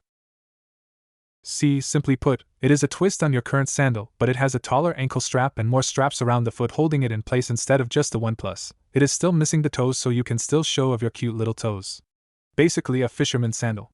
I'm sure they have something like that already, but pretend they don't for this story. And they feel so good," she replied while watching her toes as she wiggled them. "Sir, if you can make shoes like this, I will buy 12. She told him, causing his eyes to nearly fall out of his head while frantically nodding. So simple of a design, how could no one have made them yet? "Of course, my lady, I'll get started right away." Immediately the man turned and ran to his workbench, but then realized the model boot was still on her foot and had to go back. "My apologies, but I need the model shoe to make them, and if I may, I would like to give you 20% of all profits if I can sell this design in my shop exclusively." Sure, that design exists in a country far away from here, so it shouldn't be a problem, but you have to call it something weird like the Hina sandal or something. The name made Hinata blush as the man agreed. After giving him his savings account number with the sandal, and instructing him that he would only have an hour with it before it disappeared, they left the store and moved onward to a clothing store to buy some clothes, since his were all damaged from training. Hinata helped him pick out various items in the store and blushed many times when he would display some of the clothing for her, of course irritating Q, who was watching his every movement. He ended up with a few changes of clothes that might last a week with his training, but was quite happy with himself since he even managed to get Hinata to display a two-piece swimsuit in front of him showing off her perfect petite form and decent-sized chest, completely pissing off the vixen within, but she remained silent. The day continued pleasantly through lunch, after dropping off his purchases, followed by a nice walk through the park where Hinata got him to cuddle with her a bit before realizing it was getting late in the day and found another place for an evening meal. They found themselves talking more smoothly than before over the meal, which seemed to end the day too quickly for the small Hyuga. They wandered through town a little afterwards, while holding hands, before they decided to call it a night. Naruto escorted her back to the main door of the Hyuga manor where they had to part. So, Hinata-chan, I had a fun time today. So did I, Naruto-kun. It was a day I will always remember. She said, clearly making Naruto smile. Did you know that you managed to not stutter once in that sentence? When you talk clearly, I can tell you have a very pretty voice. She of course blushed. Thank you, Naruto-kun, it was all because of you. She said almost inaudibly as she started leaning forward slightly. Big ol' cliché time. Hinata, he couldn't finish as his body went of its own accord and met her halfway, pressing their lips together in a very tender kiss and holding it there for at least 5 seconds. I need to ask you one more thing, Hinata-chan, why did you, make out with me earlier? She let out a squeak from not remembering that, and immediately her blush darkened. I, thought it was a dream, she shyly remarked. Oh, so you have dreamt about me? He asked. Yes, a lot. She told him while almost fainting from the secret being shed. Really? He said as he turned away from her and started to walk away, causing her heart to fall. Suddenly he turned back around with a blush on his own face. Well, I've had lots with you also. He mentioned before a light wave and he was gone. Hinata was ecstatic over the revelation that he may care for her, as she does him. She opened the large door to the Hyuga manor and entered with a large smile on her face. The smile never even faltered when she found herself standing in the ominous presence of her father. She ran up to him and trapped him in a warm embrace, shocking him. Thank you, father, I had a wonderful time with him, could he take me out again? Hayashi was flabbergasted. Never once has he seen his daughter not look away or not even stutter once in his presence, and it was all because of a single day spent with the village outcast. It is very hard to write her stuttering all the time, so I sped that up as well. Hinata, you can see him freely, you have my blessing to see where your heart leads you. He has done more for your character in a single day than I have ever accomplished with you, just don't get that involved too soon. She blushed madly knowing what his statement meant and quickly disappeared from his presence into her room. She quickly shut the door before doing a half twirl on the ball of her foot before flopping backwards onto her bed with her arms out wide, letting out a very happy sigh in the process. I can't believe it. Father is letting me see him freely and actually didn't forbid me from having sex with him in the future. I have to be the luckiest girl alive. She closed her eyes and before she knew it, she was out. Naruto walked into his apartment in a good mood from the pleasant day of activities. As soon as he entered, he heard the familiar voice in his head calling to him, but in a not-so-nice way. Naruto, we need to talk now. Feeling frightened by her tone, he quickly did the jutsu, and there she was dressed in her standard white and silver kimono looking at him furiously. What do you need to talk about, Q-chan? He asked in a slight cringe. Oh, don't you Q-chan me, you know exactly what we need to talk about. She forcefully grabbed him and pushed him backwards onto the bed before she straddled him and sat on his stomach, pinning his arms to his sides with her legs. Now I really think that we need to talk about this Hinata situation before it gets out of control. You seem to be getting too involved already. What makes you say that? He nervously asked while attempting to avoid her gaze. Well, all in the course of one day, you have made out with her, just kissed her twice, nearly gave her an orgasm in the middle of the village, basically seen her in her bra and panties, referred to her as cute 4 times, and even cuddled with her twice. Now tell me if that sounds like you're getting too involved? Well, just in case you forgot, she stole that makeout session from me thinking it was a dream. The one kiss was probably the quickest peck on the lips humanly possible, the second kiss was very sweet, so I'll give you that. I didn't know her feet did that to her. She is cute, she looked very good in that swimsuit I bought her, and I only cuddled her once in the park, the other time was just holding her in my lap. Although his recollection of events was supposed to calm her down, he made a few mistakes that actually made it quite worse. So then, you actually bought her that swimsuit, and you liked kissing her more than me? She asked, causing Naruto's danger sense to go off loudly. Swimsuit yes, kissing same but different. He told her truthfully since he doesn't lie to someone who could personally verify it. Well then Naruto, she started, still leaving off the suffix, do you want to leave me for her after only a day and ruin an over 2-year relationship? Her question got his attention as he allowed his gaze to meet hers. No Q-chan, that isn't it. I feel like I am a part of 2 totally different lives where you are my girlfriend in one, and she is starting to grow into one in the other. It is really confusing, but I know that I still really want you as my girlfriend. He told her exasperatedly. Alright Naruto-kun, this is how it is going to be for now. As you know I love you and will always love you, so I will always be yours.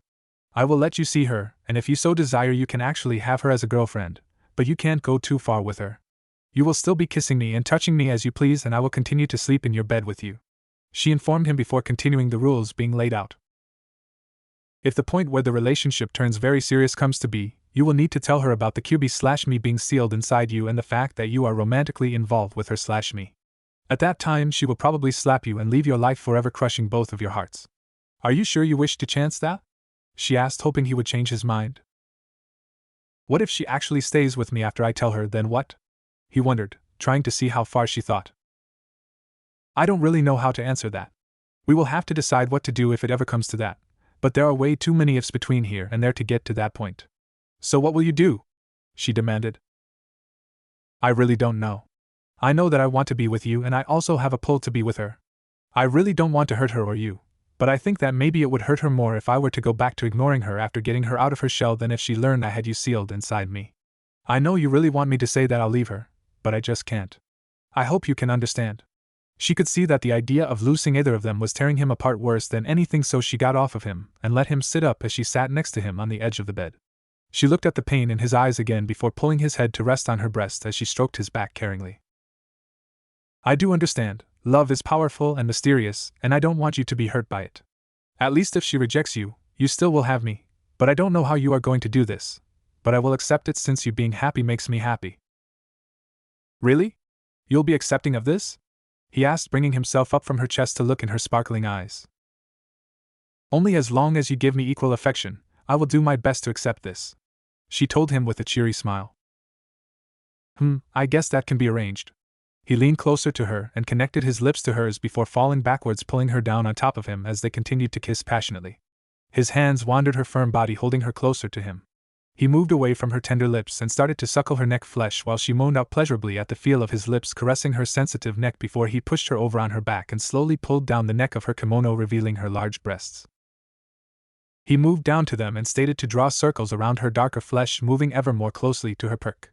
She started to wiggle around and started to pant before she screamed out for more. He then went to each nipple and drew it into his mouth, lightly sucking on it before moving up and kissing her slowly and tenderly on the lips. He then stopped everything before wrapping his arms around her, drawing her in tight. Why did you stop, Naruto-kun? It was just getting exciting, complained the vixen, feeling the need to be relieved. Well, you said that I need to show you the same attention I give to Hinata-chan, so to be fair on both parts, one can't do more to you either. You got a make-out session, a nice tender kiss, touching, bringing you a great amount of excitement, while I saw you in less than a swimsuit and now I'm cuddling you. Now you're even, he informed her with a smirk. Fine, be mean, but I guess I'll need to do what Hinata did to cope with getting so excited. His expression changed to intrigue at that statement. What do you mean, Q-chan? She just smiled as she brought her hand down between her legs and started to massage herself, being sure to hide the view from the blonde still cuddling her. Remember the sounds from her room? She asked as she sped up the movements of her fingers on her womanly parts. She slowly started getting closer to her release as her breathing got irregular, as moans and muffled screams reminded the blonde of earlier that day before she screamed out one last time before sighing and relaxing on the bed. Well, she did what I just did, she got herself off. She gave the same satisfied smile as Hinata had, only minus the huge blush, but Naruto wasn't immune to the blushing now, knowing that 2 girls pleasured themselves while he was but 10 feet, or less, away from them, and he wasn't even allowed to watch either. Sorry, Q-chan. Once I figure out everything I will help you with that, just be patient, he assured. I am patient, love. If you would have done that to my tits 2 years ago, I would have forcefully jumped you. All that I really ask is that you just hold me now. She rolled her still topless body over and lay on his chest, like usual, as he lightly kissed her cheek before strengthening his hold on her and drifted to sleep. The next morning Kyu woke up early and started breakfast for them, effectively waking up Naruto with the pleasant aroma. He groggily walked out of his room and was glad to see she put her clothing back on and headed to the bathroom to get cleaned up. When he passed the voluptuous demon, he paused and kissed her cheek before continuing on to the shower. After he was fully clean, he returned just as his girlfriend was placing the last plate of prepared food upon the table. They sat quietly and ate their breakfast while watching each other, and when they finished, Naruto got up and took their plates to the sink. When he returned, he caught Kyu by surprise with a long kiss and broke apart with a smile. "Your lips still taste of butter from the toast," he told her while licking his lips. "I got you something when we were out yesterday." He moved to retrieve his gift, but felt the urge for another taste of her buttery mouth. He moved in and engulfed her lips before moving much deeper into her mouth, where he seemingly tasted every corner of her before stopping, leaving her speechless and breathless. He finally retrieved the object and gave it to the beauty. "You got me a brush?" she asked, not exactly seeing how this was a present. "Yes, a brush, and a very good one at that. I know you don't need it since you will be returning to me shortly, but I was wondering if you would like me to brush your fur." She stood up and walked to the run-down couch and sat in it sideways before holding up the brush. "Well, are you coming to brush me or not?" she asked sweetly. He had her brush smooth within 30 minutes, but continued to brush the soft velvety fur of her tails for longer than that. He was still brushing her when there was a knock at the door, followed by a sweet voice. "Naruto-kun, are you awake yet?" she called out. Quietly, Naruto finished the last few strokes of the brushing before coming around to Kyu's front. "Sorry, we have to cut this short." He gave her one more kiss to say goodbye, and then she was gone. He stuffed the brush under the couch quickly to hide the hair that was clearly not his before opening the door for the little Hyuga. "Hi, Hinata-chan, come in, I was just lounging around for a while." He shut the door after she entered and flopped backwards on the couch and moved his feet so his knees were in the air, giving her room to sit as well. She paused for a moment before deciding to embrace her newfound boldness. She surprised the blonde by pushing his knees apart and crawling between them to lay completely on top of his chest with her face buried in his neck. Her boldness excited him, and he was hoping she didn't notice this excitement as she giggled in his ear before kissing his cheek. "You're really affectionate this morning, Hinata-chan," he commented, trying to draw attention away from his awkward position. "Is that a problem?" she asked sweetly. "No, I think I like it." "I know you do," she stated with a huge blush causing him to match her color, realizing what she meant. "Sorry," he apologized. "Don't be, I find it flattering." She kissed him softly on the lips before getting off of him. She paused for a good 5 seconds afterwards as she stared at his crotch with a bright smile. "Be careful, Naruto-kun, she wants in your pants about as bad as I do," Kyu warned from within. "I know, Kyu-chan, you'll be there to stop me if I let her, right?" he teased. "Stop that, just remember I will be watching you." "I know. You are one girlfriend that I can never cheat on without permission." Hinata wandered around the apartment for a little while he was talking with Kyu, and noticed 2 plates sitting in the sink. She thought it strange to have 2 dirty breakfast plates when you live alone, but shrugged it off while filing it for later thought. She returned to the couch and grasped Naruto's hand and lightly tugged. "Come on, Naruto-kun, stop being lazy and let's go walk or something," she begged. He smiled at her and tugged back, causing her to flop on his chest with her face landing mere inches from his. He closed the gap and formed his lips to the contours of her small pink ones as they began to kiss. She moved her tongue across his smooth lips, demanding entrance, which he allowed right away. Immediately she wandered his mouth with her wet organ, tasting every inch before trying to hold onto his tongue with hers and bring it back with hers. Finally he managed to understand what she wanted and moved past her lips into the small cavern of her mouth. After his exploration inside her, they played with each other's tongues until retreating to their own as they broke the kiss, but followed up immediately with a slow, soft one. "Now I know you didn't think it was a dream this time, so is there a reason for that one?" Naruto asked, clearly happy from the affection. Yes, I think you taste good. If you didn't like it you could have stopped," she informed him. "Right, stop kissing such a cute person as you? Not a chance." "You don't have to enjoy it that much," chimed the voice in his head. "Oh shush, you got yours at breakfast with your tasty buttery lips." The thought of that again made him lick his lips. "So then, what would you like to do, Hinata-chan?" he asked the young woman silently lying on him. "Stay like this forever," she replied dreamily. After realizing what she said, she bolted upright with a gasp and a bright red color on her cheeks. She made to bolt away from him under the sudden embarrassment but found she was held fast by muscular arms. Don't be embarrassed, I know that feeling. Let's just go out for a walk. I haven't seen Asuma's team yet, so we can just wander the streets until we find them. He kissed her on the cheek, melting away all her fears.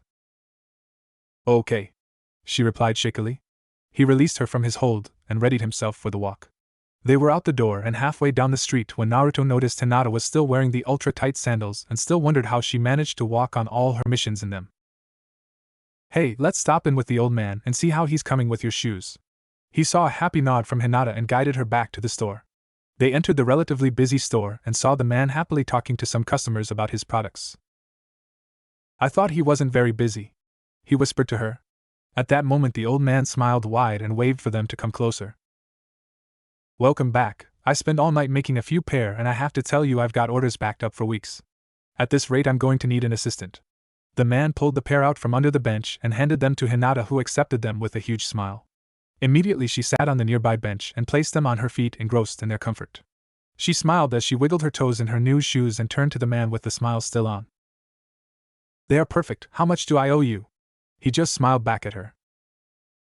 Your first pair is on the house. I'm getting so much business after I put a pair in the shop window that it will pay for itself in no time, so please take them.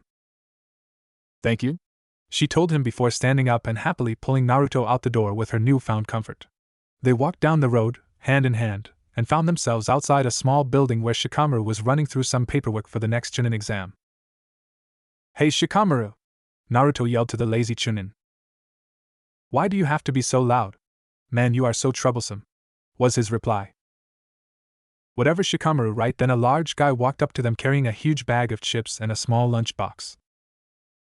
Hey, what's up, Naruto? Choji then noticed his hand was connected to Hinata's. Hey, what's with Hinata? The idiot probably just found out she liked him since, like forever. Women, they're just too much trouble. Cut in the lazy Chunin. Speaking of women, your mother said you forgot your lunch, so here. Choji threw him the box, which he caught amidst grumbling. Hey, Hinata-chan is not too much trouble, Naruto defended. But balancing Hinata-chan and Q-chan without Hinata knowing, as he thought to himself. I agree, Naruto-kun. Are you sure you don't just want to forget her? She asked with some hope. Nice try, Q-chan, but I think I can agree with you that I let myself go in over my head. I couldn't get away from her even if I tried. His quick thinking time was put on hold when Hinata tugged him away from the mumbling Chunin. Don't mind Shikamaru much, Naruto-kun. He probably doesn't have a girlfriend, the Hyuga commented. No, I just think he picked a very troublesome one, Naruto stated before breaking into laughter. What do you mean, Naruto-kun? She asked, trying to figure out what he was implying. Well, there seemed to be a very large fan kept in that office, and there is only one person that uses a fan that I know of, he informed with a smile. Come to think of it, that fan has been around him a lot. So you think he is involved with Temari? Hinata asked before being startled from behind. You bet he is. She is the only one he won't be lazy around. Even I can't get him to do work anymore, shouted Ino as she tried to jump between them, only to find her path was blocked by intertwined fingers of the two. I see you finally got to him, Hinata. Way to go, congratulated the skinny blonde. So how many knew you liked me, Hinata-chan? Naruto asked with some annoyance. Oh, I'd say about the whole village. Even her father knew about it. Hinata was red again since she found out Hayashi knew the whole time and was probably just experimenting with letting them go out. Great, I'm always the last to know, mumbled the blonde shinobi. Yes, you are. Now I'll leave you two lovebirds alone. I have some stuff to take care of at the flower shop. See ya. She took off and was gone in no time, leaving the two alone with them each sporting a red color on their faces. Well, now what should we do? Voiced Naruto, seeing as how all the members of Team Asuma have been reacquainted. Well, how about we? Hinata was cut off when Kiba, on top of Akamaru, rushed to her. Hey Hinata, I've been looking for you. We just got called in on a mission to escort 2 people to another village. It's a rank, he yelled, ignoring Naruto. Well, I guess that messes up my day. How long will the mission be? Hinata asked with no sign of a stutter, mystifying the dog user. A week, maybe more. What, a whole week without Naruto-kun? This sucks, she replied, making Naruto smile and Kiba, well, stumped with some anger. I'm sorry, Naruto-kun, I want to spend more time with you, but I must be going.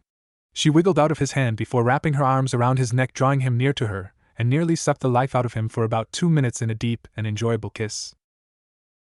Kiba looked on silently as he watched, with interest, at his two friends really getting into their kissing. All of this made him start getting jealous, and wished to find his own girl to experience something like that with. Hinata finally pulled away from her blonde and stared into his eyes. "Sorry, I need to go," she said before taking another short kiss. "One for the road," she commented before climbing onto Akamaru and took off out of sight. "I'm in trouble, Kyu-chan," he stated in his thoughts as he watched them go.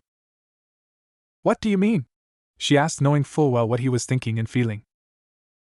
"I know I'm falling for her, hard, and there is no stopping it. I already miss her. This feeling I never have with you since you can't leave me, but I know that I need to tell her about you because there is only a small wall that she has to cross before I lose control. You have one too, but I won't tell you what it is to break it. I think the feeling you have is a side effect of love. As many times as I want you to tell me those 3 words, I know she is going to hear them before me. Just as you expected, my tampering with your dreams have accelerated your feelings for her once you realized you could be with her. Don't worry, Kyu-chan, you already know how I feel about you, and you will hear those words soon, but she may hear them first. Since I really do love her, I just hope she can accept this. This bites." Naruto finished his thoughts and carried on his way and stumbled upon Kakashi again. Immediately Kakashi set him up on training, with some guy named Yamato, with his element for the time Hinata was gone, thinking he could use the extra training for when Akatsuki shows up. It was a week of training and depression for Naruto, as he truly found what it was like to be without someone that grew special to him faster than someone was ever supposed to. Since he felt that he never wanted to be away from her, even with his vixen it was depressing with her missing, he decided upon a sneaky way to get something for her so Kyu didn't know about it, since she would definitely not be happy. He wrote out a note to Ino one morning, while he was in the bathroom, so he was without Kyu, for her to buy something and have it packaged up with a note inside. He had her attach the words, "Tell Hinata everything" to the outside to remind him what it was for, and then instructed Ino to go into his mind and remove the memory of what he wrote, under the pretense that it was training for a new technique she was trying so Kyu wouldn't bother her. Ino silently protested the note but realized what he had written for Ino to see was true for all ninja and supported his decision and knew, without a doubt, that Hinata would love the gift but didn't know why all the secrecy. She took the large amount of money he offered her for the purchase of said item and went into his head and removed the memory. An hour later Ino found him training with Kakashi and interrupted them. "Hey Naruto, I got something for you," Ino yelled out, causing the built blonde to stop and look at her confused. "Why would you get me anything?" he asked, while Ino just laughed it off and gave him the small box. He took the box and read the message attached and started to wonder exactly what he asked her to do, since only he would know what everything was. I suppose I should thank you then?" he asked in a baffled tone. "Nope, you already did that in advance. Congratulations." She smiled at his retarded look of confusion before hugging him and took off.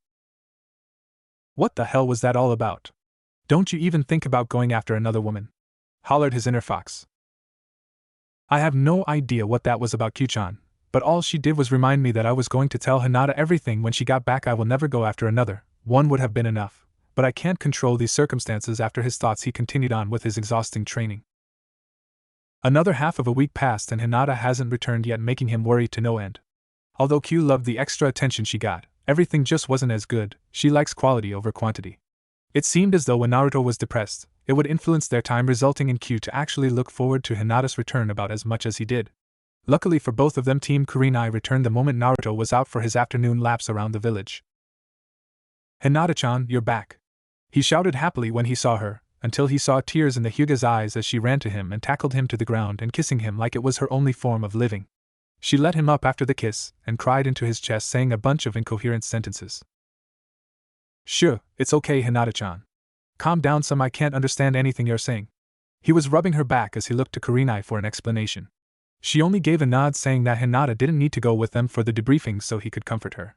Slowly the hiccuping, from the ball in Hyuga, lessened and she was able to at least make an understandable sentences. "Now tell me what is wrong. Did something bad happen on your mission?" "Why, yes and no. Our mission was considered a success, but someone still died. He died of a sickness no one knew he had, so there wasn't anything we could have done to prevent it," she explained between her lessening sobs. "So that is why you are crying? You lost a person on a mission?" After he placed his question, her tears started flowing again as she shook her head to the negative. "And no, people die all the time on missions, it was just the situation he was in." Naruto was confused why something as simple as a situational issue would bring her to this level of sadness, but accepted it. Well then tell me what happened. He propped himself up on the village wall and sat with Hinata in his lap, grasping tightly to his neck like he was going to leave and never come back. The people we were escorting were in love and were on their way to her father's mansion to get married. We were hired to protect the young woman from enemies of her father when they were traveling to her home.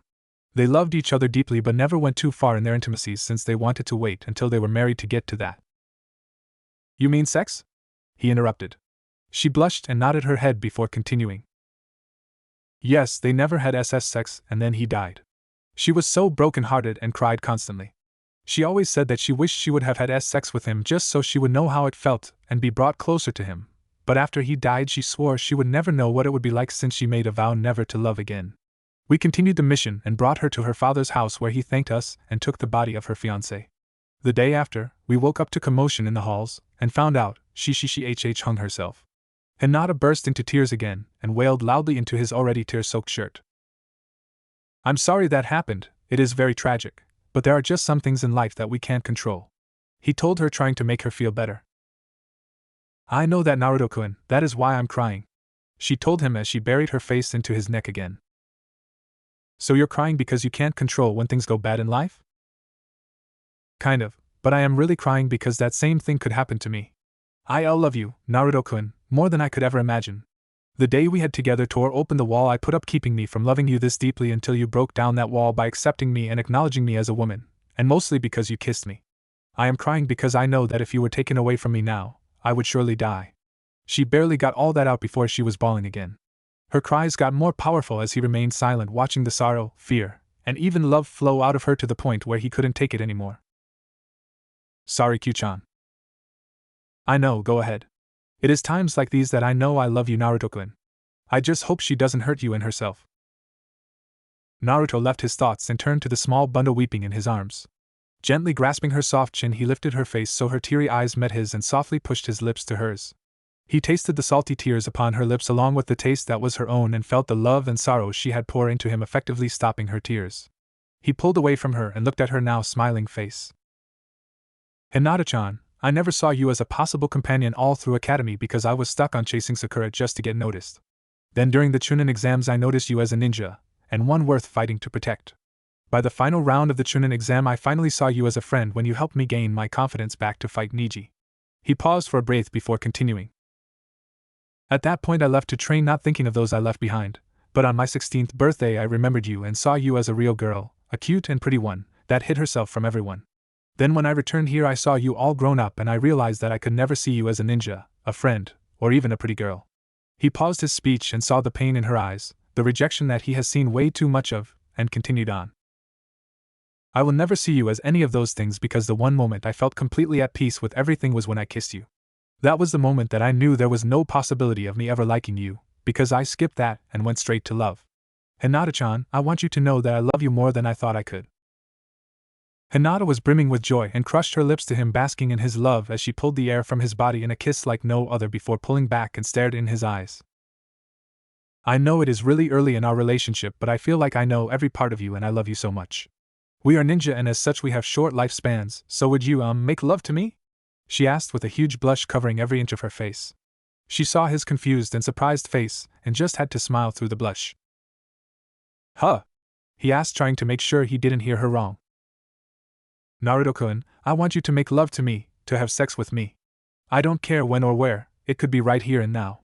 Just please let me feel the love you have run through me as we enjoy each other's bodies while making love. Emphasizing her point, she rubbed her chest against him and slid her hand to his waist where he immediately grabbed her wrist, stopping her progression.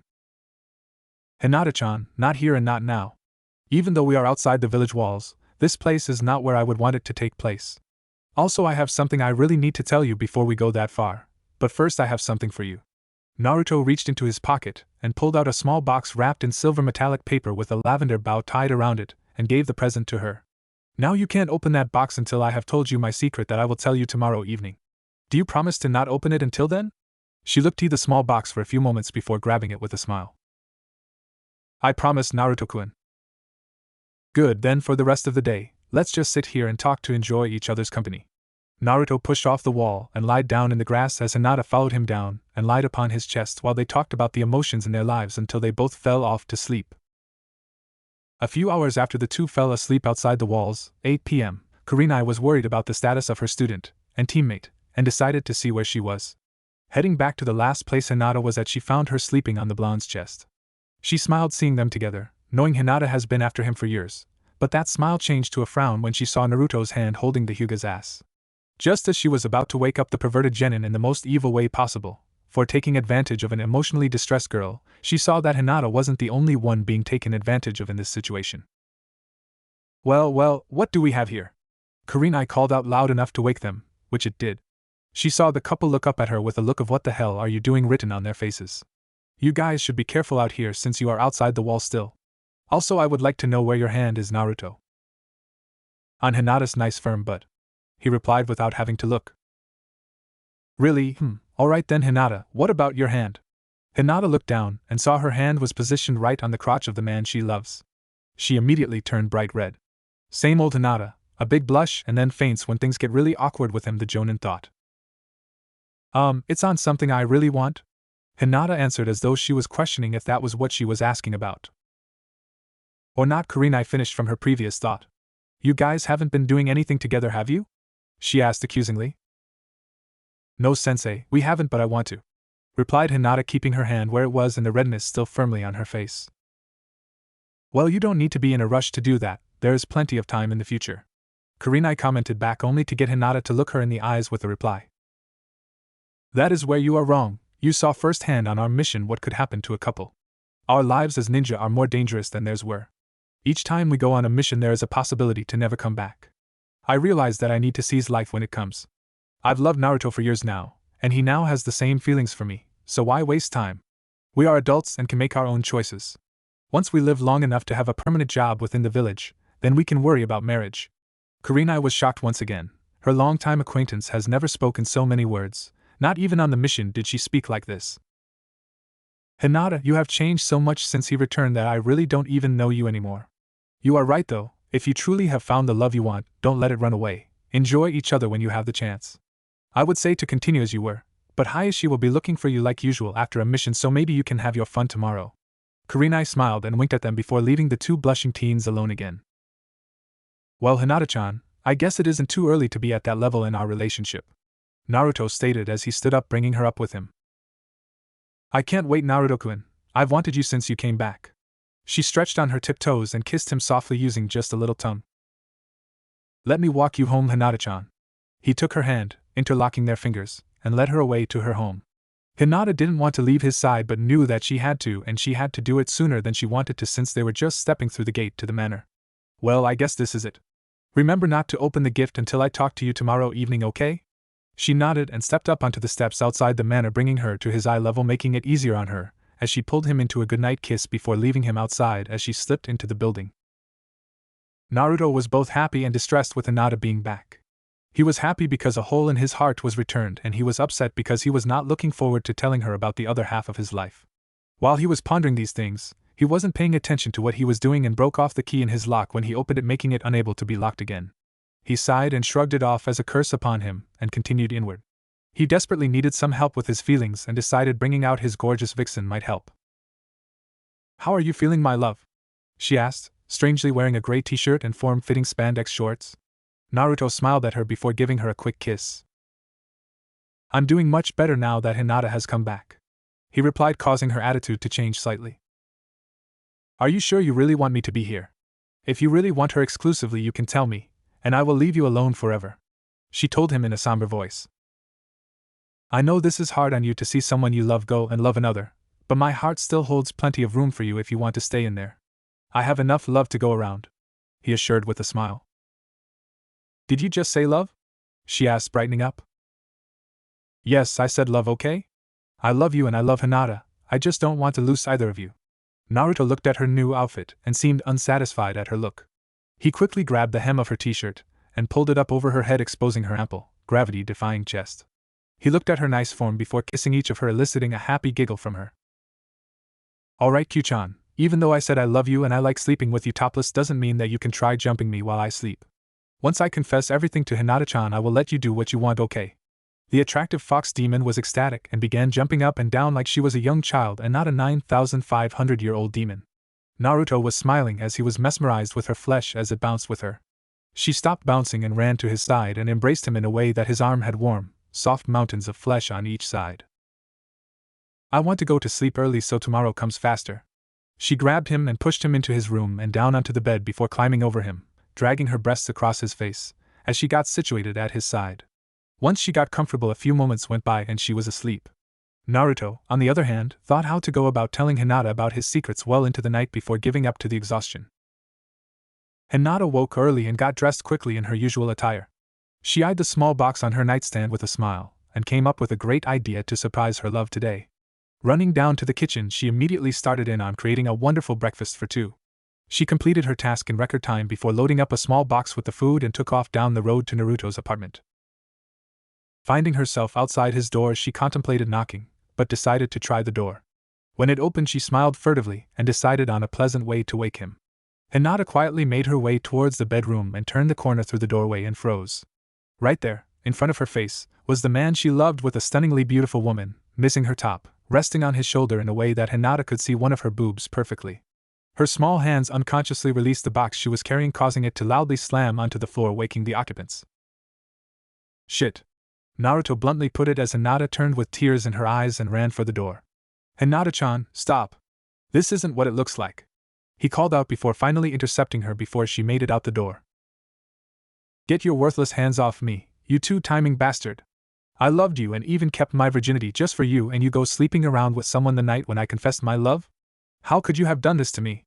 I would have let you do anything to me sexually, and you weren't satisfied with that kind of trust.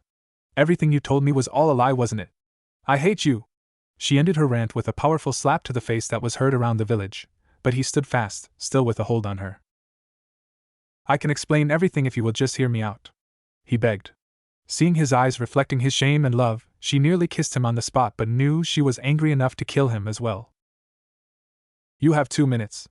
With a sigh, Naruto sat her down in a chair at the kitchen table and began his explanation. First of all, I didn't lie to you when I said that I love you. Nothing has changed there. When we confessed our feelings, I told you there was something big I needed to tell you before I would let it continue. This was part of it. Now don't storm out of here until I finished everything. Once I do, you can do as you see fit. As he was telling her this, Q was putting her shirt back on and sat at the opposite end of the table. The woman you saw was Q-chan. I met her on my 16th birthday, and she has been with me ever since then. We started out as friends, but by the age of 17 we became more than friends. We basically dated each other since then, and I have to tell you that I also love her. Hinata was angering every second of his explanation and was getting closer to ripping his head off, and Naruto knew it. With a gulp, he decided to continue. That is one part of the secret I was keeping from you, but there is more. If these were normal circumstances, I wouldn't have put you in this situation, but like everything that surrounds me, this situation is far from normal. Q is older than we are. She is 9,500 years old. Hinata's eyes grew at this revelation and decided to stick around after her 2 minutes for him to at least continue this blatant lie. A little over 18 years ago, Q found her way into Konoha on her search to end a deep feeling of loneliness. She came into contact with Orochimaru to befriend him, but he ended up manipulating her emotions, turning her into a raging beast hell-bent on destruction. As a last preserving act, the Yondaime Hokage saved the village from the beast by sealing her within me, hoping she would come out of her rage. Unfortunately, the Yondaime used a forbidden jutsu to do the sealing, and it took his life. Hinata-chan, Q's full name, that she is referred as, is Kyuubi no Kitsune. She was the 9-tailed fox that nearly destroyed Konoha. Hinata looked over to the vixen and noticed, for the first time, the fox ears and the swishing tails behind her. I know you will probably still hate me, but I just wanted to let you know that I still love you. I don't really know how to put this, Hinata-chan. You have something that I could never get with Q-chan. You have a real body that exists, and can have a family. You each occupy a place in my heart that is different, yet the same, and as such I will love you both. Naruto couldn't read Hinata's face and her reaction, so just carried on. Hinata-chan, I also need to tell you something that I kept important to me. I too have remained a virgin. I haven't had sex with Q-chan. I don't want to pressure you, but I want you to consider staying with me and accept the fact that I have 2 loves in my life like Q-chan very reluctantly did when I fell for you. I really need an answer tonight by 10 p.m. If I don't see you here by then, I will accept that you never want to see me again, and I will never try to see you no matter how much it hurts me.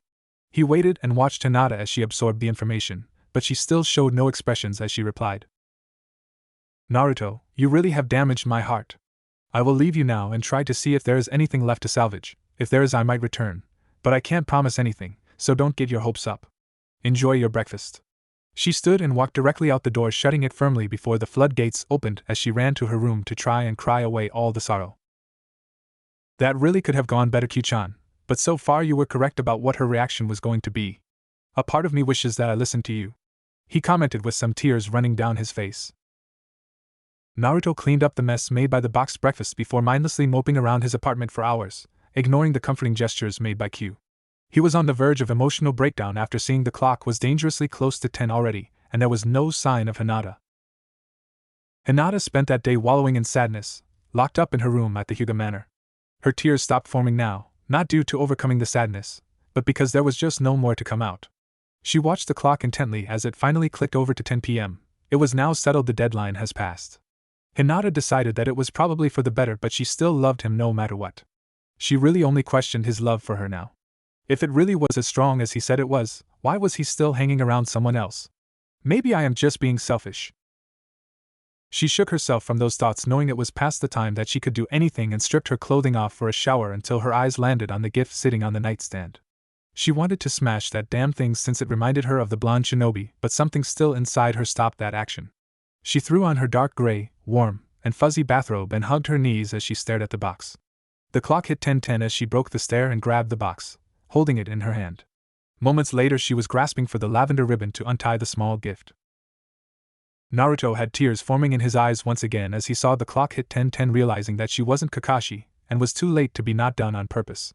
He was sitting on the couch with the vixen at his side, rubbing his back, trying to soothe his raging emotions. I don't think she is coming, Naruto-kun, I'm sorry, but... Just a little longer. I'll wait until 10:30 just to be sure, he said as his face was still held in his hands. Okay, Naruto-kun, just a little longer. Q relented. Hinata pulled away the silver wrapping and opened the small black box. She saw a note to her sitting in the box, and took it without noticing the actual object in the box.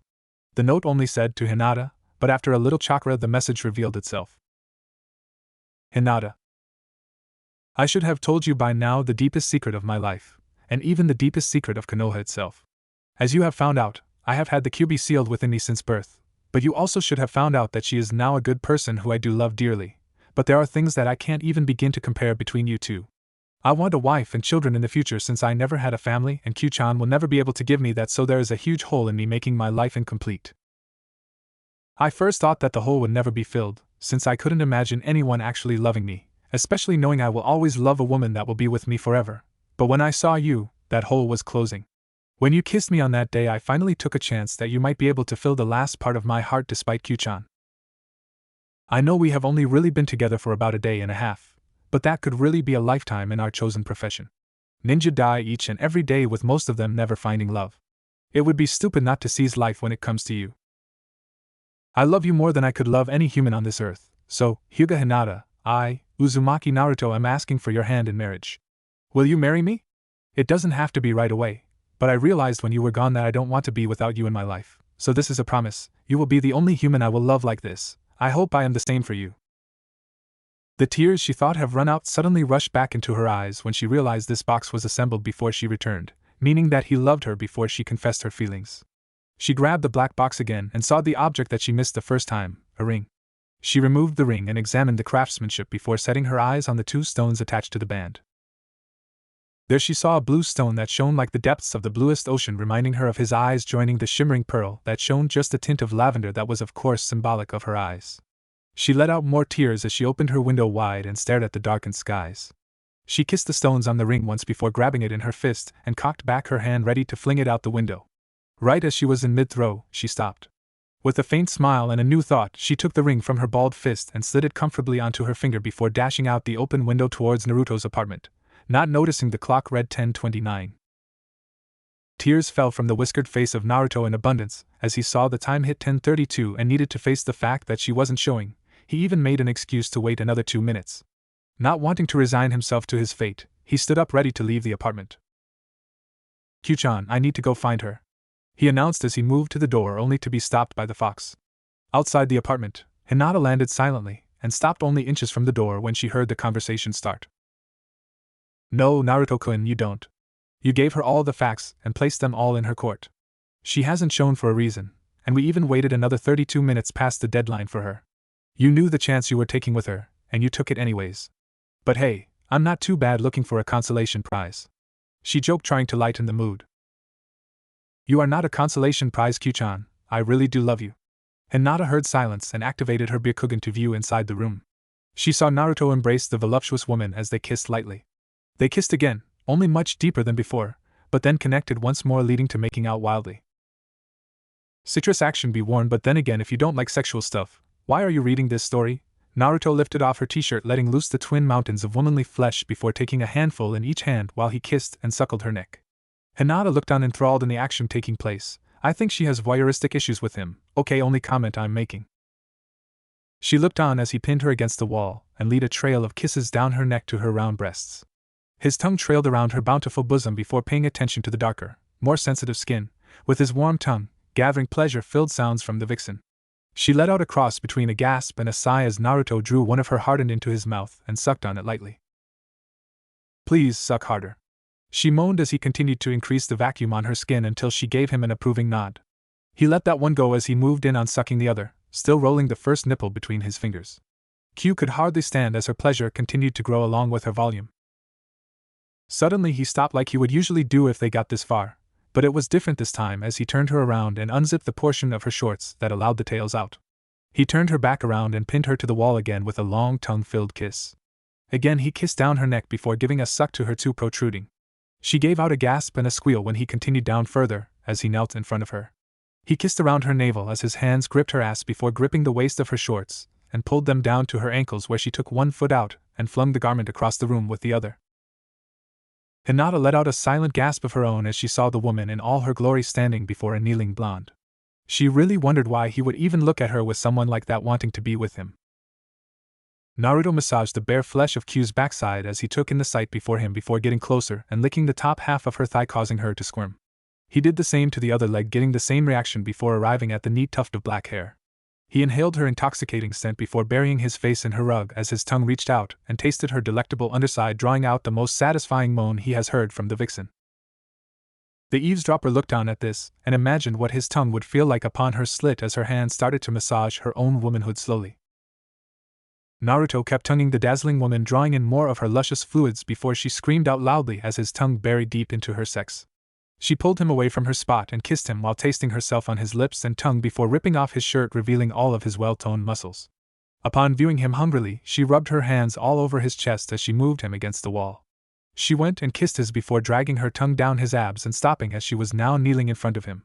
Kyu unbuttoned and unzipped his pants before aggressively pulling them down, with his boxers, revealing his fully erect manhood.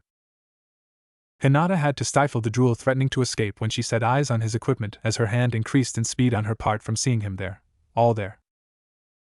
Kyu smiled at his hard member before gripping it lightly and moved her hand over the head as he let out a groan, telling her to continue.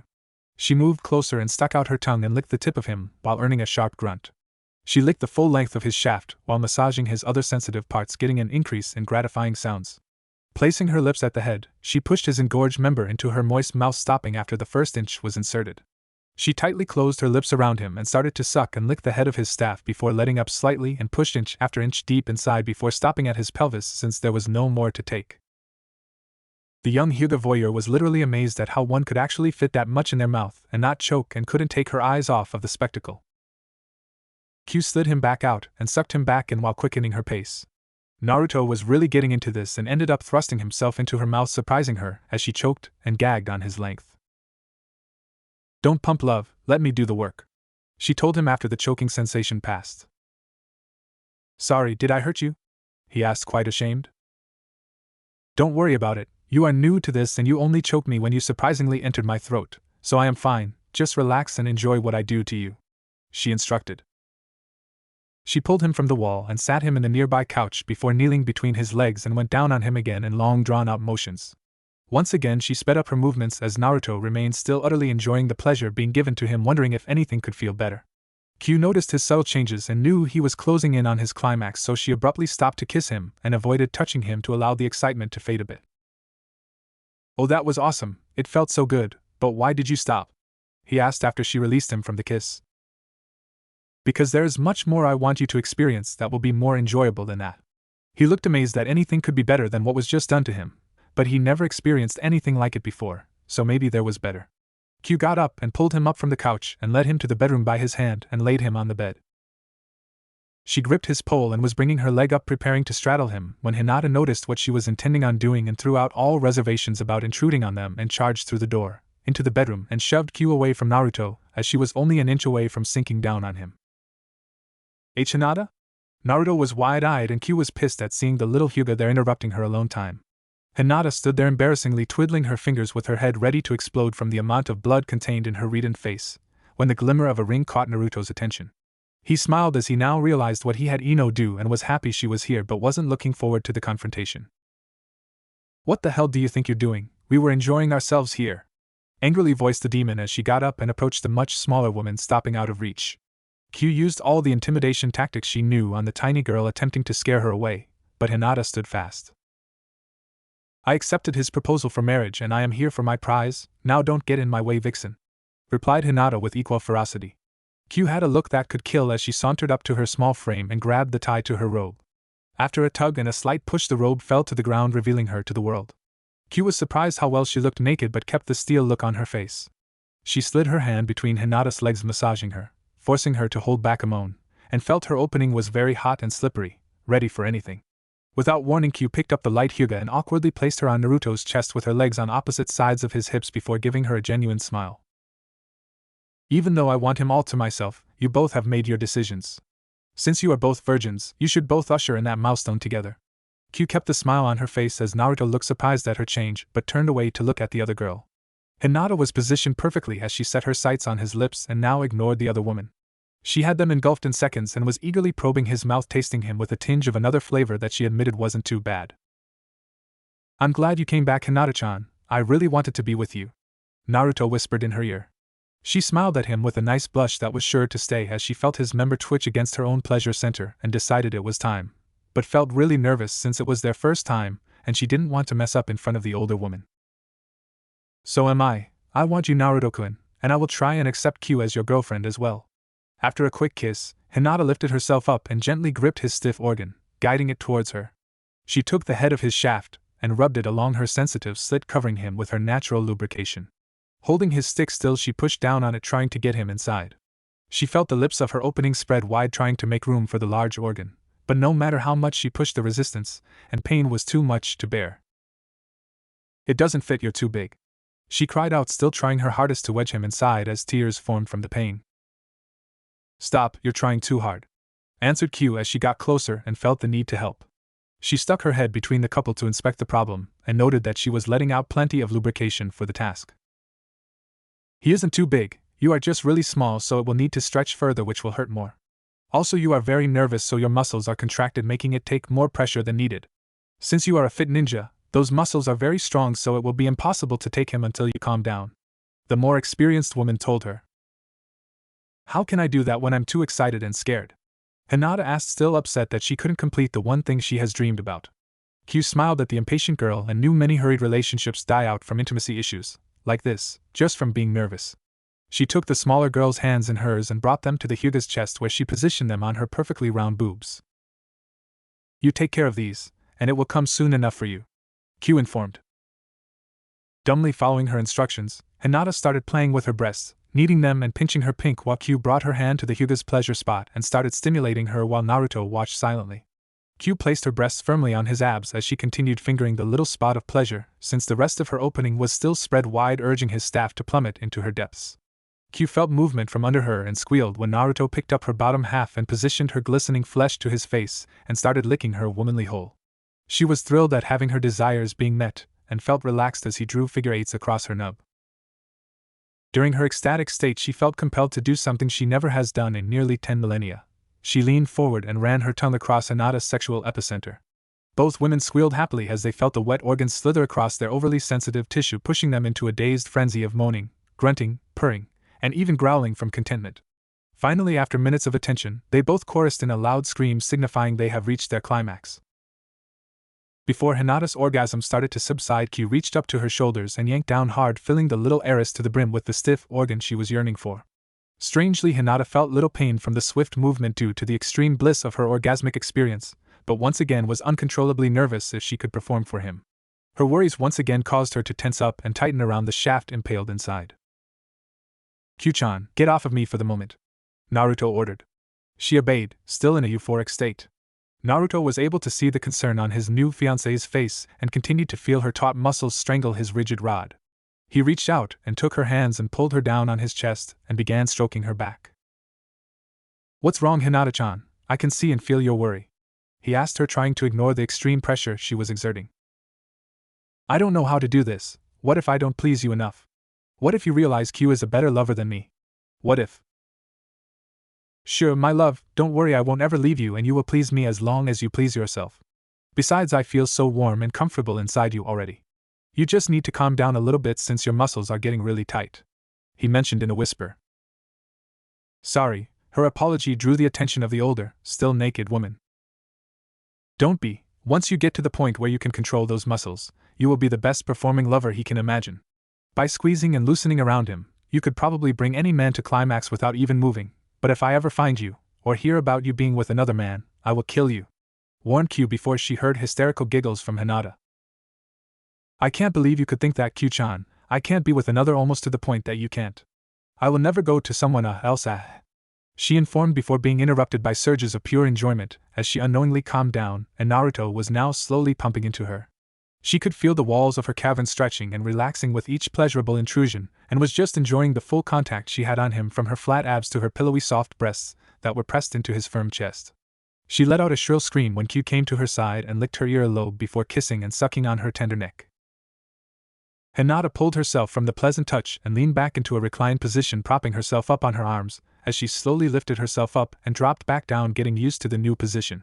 Naruto's firm hands rested on her soft hips, feeling the smoothness of her skin while she continued moving his entire length within her.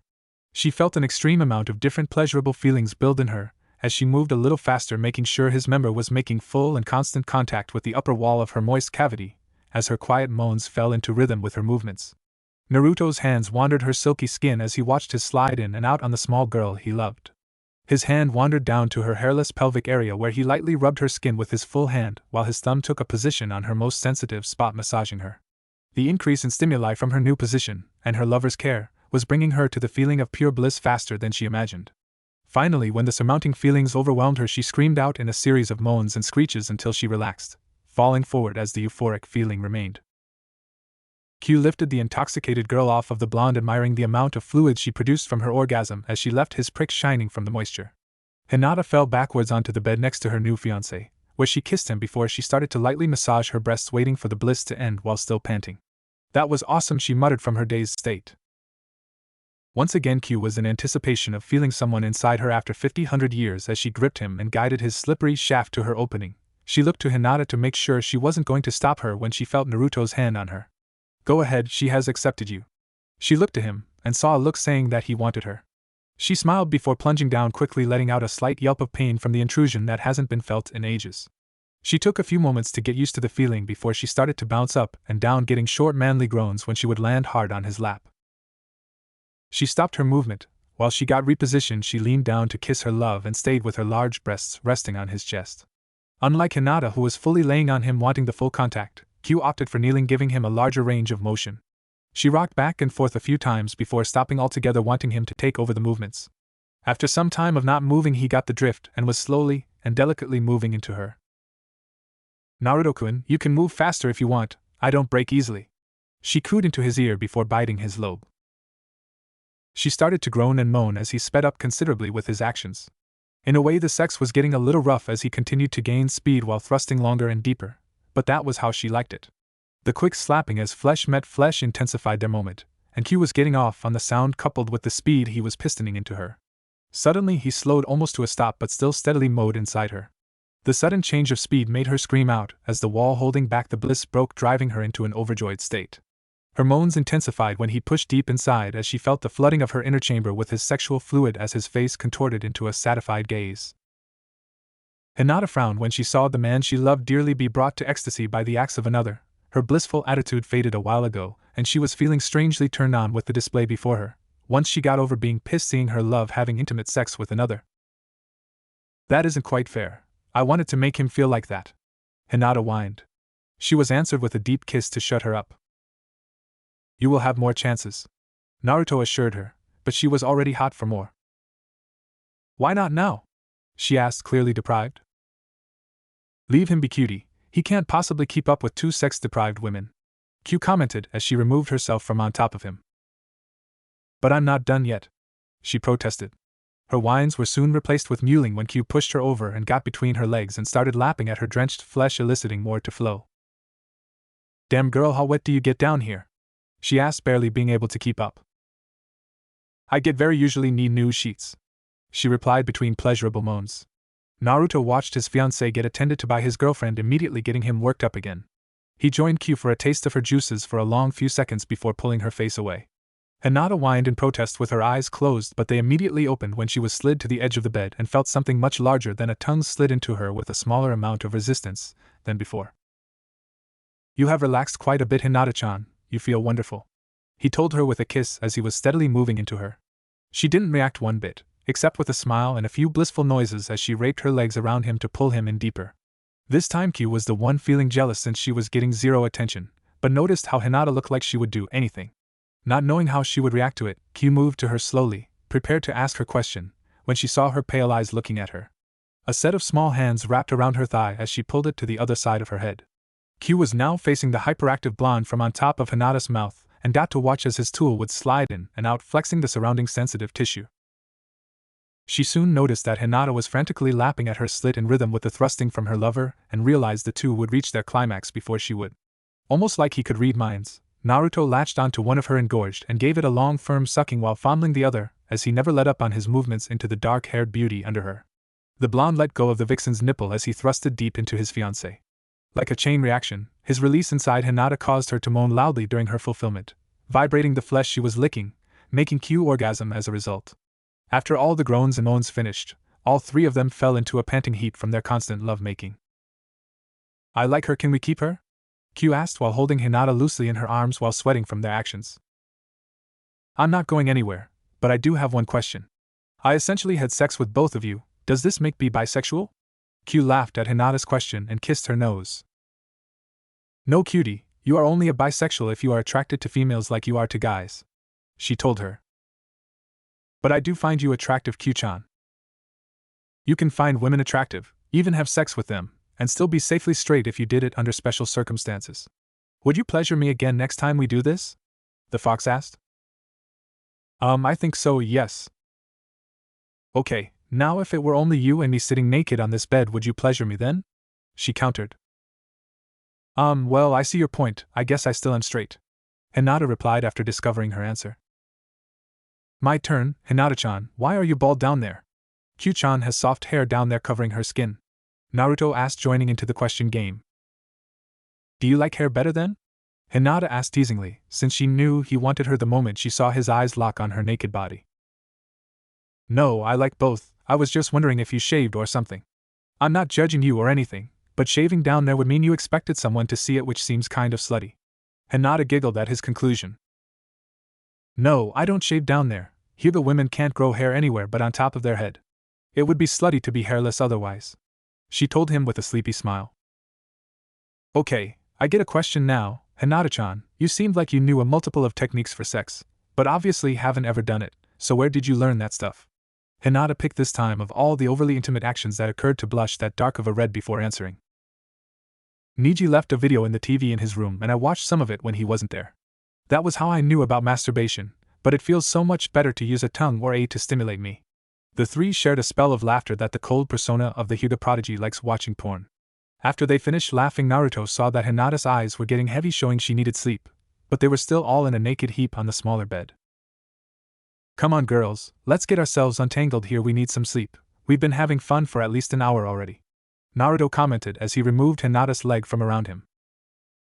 The best hour in my life, commented Hinata after she crawled out from under the pile. So how should we do this, your bed is kind of small, asked Kyu, towering over Hinata as she stood next to her. Well, if we had the room, I'd say you can each be on a side, but since it is small, the most convenient is to put Hinata-chan in the middle and we both hug her closely, that way we take up less space, suggested Naruto. Everyone agreed and got situated on the bed. It was a close fit, but they all enjoyed being cozy. Good night, Kyu-chan, love you, Naruto announced before taking a quick, but deep kiss. Love you too, she replied afterwards. Sleep tight, Hinata-kan, love you, he whispered in her ear before giving an equal kiss to Kyuubi. Love you too, Naruto-kun, was her reply. They all laid there until Hinata broke the silence. Good night, Kyuchan, sleep well, she told her before planting a very quick and gentle kiss on her lips. Night, Hinata-chan, Naruto couldn't have picked a better wife. Thank you. With her final words, they fell silently asleep. Knocking was heard upon a door in the Hyuga manor, but no one answers. Hinata-sama, you are late for breakfast. The branch member knocks louder, and the force causes the door to swing open. The branch member looked in the room and saw her clothes unceremoniously strewn about the room with the window wide open. This clearly wasn't the usual spotless room that she usually kept. The branch member ran out of her room to Hayashi's study to inform him on what he found. Hayashi-sama, Hinata is not in her room, nor have the guards seen her leave. Her room isn't kept like usual and even the window is open. Hayashi immediately stood and looked at the man. I will see to it myself. There may be a few places she would be since she was very sorrowful about something yesterday. Hayashi left quickly with one place in mind, Naruto's apartment. Hinata woke first and sighed with a smile as she saw the two naked people beside her, nearly covering every inch of her body. For once in her life she felt fully loved and safe. She mindlessly started to stroke the soft fur of one of the tails that were covering them, trapping in their warmth. She was fully content sandwiched between the two naked bodies with her fuzzy tail in hand that she didn't hear the door fly open until it was too late. So help me, if you have defiled Hinata in any way. Hayashi stopped in his tracks as he assessed the room. He saw three people all curled up together, but wasn't able to see their faces since they were hidden by a red fur blanket. The two on the outer edges had one of their legs over the corresponding leg of the one in the middle. From the shape of their legs, he could tell one was male and the other two were female, but what set him off was he could see each up to their mid-thighs, signifying they were naked under the blanket. He didn't know what to think of the obvious threesome, but it got worse when he saw pupilless eyes peering over the fur followed by a familiar voice. Father, get out of here! Hinata demanded with anger and embarrassment in her voice. Hayashi was in disbelief seeing her there as the person in the middle and couldn't move from his spot. Hinata-chan, who is it? Asked a clearly feminine voice. It's my father, Kyuchan, she informed her. Shit, came a masculine voice. You Hyuga sure know how to stumble on awkward situations, Kyu commented before yawning and pulling Hinata closer and kissing her temple. Kyuchan, stop, my father is still in the room, she yelled, embarrassed. Hinata? Hayashi finally voiced. Hayashi, please wait outside, we will be out in a moment. And shut the door, Naruto called out. Hayashi was still stunned and remained motionless now. The older Hyuga uncharacteristically ran out the door, embarrassed at the situation. He collected himself while sitting on the dilapidated couch waiting for the confrontation that was bound to happen. The three came out of the room dressed in matching bathrobes, of which Naruto bought while Hinata was away on her mission, and took a seat on the recently vacated couch. Naruto had a hold of each girl's hands while they waited for the fit to hit the shan. Hayashi straightened out his Hyuga robe and prepared for his scolding as he cleared his throat. What the hell were you thinking? Do you realize what you have done? Hayashi yelled in a commanding tone. Yes, father, I do. I had sex with the man I love, Hinata replied quickly with resolve. I could accept that, I'd hate it, but I'd accept it. The problem is that the council won't accept you being with the demon, Hayashi told them with a hint of regret in his eyes. And what demon would you be referring to? Hinata asked with anger, shocking her father. Hayashi just realized he slipped big time, but it was now too late to cover it up since the cat, or fox, was out of the bag. Hinata, the council views Naruto as the Kyuubi since he was sealed in him, and wasn't destroyed by the Yondaime, he told her with a hidden cringe, knowing what he was doing.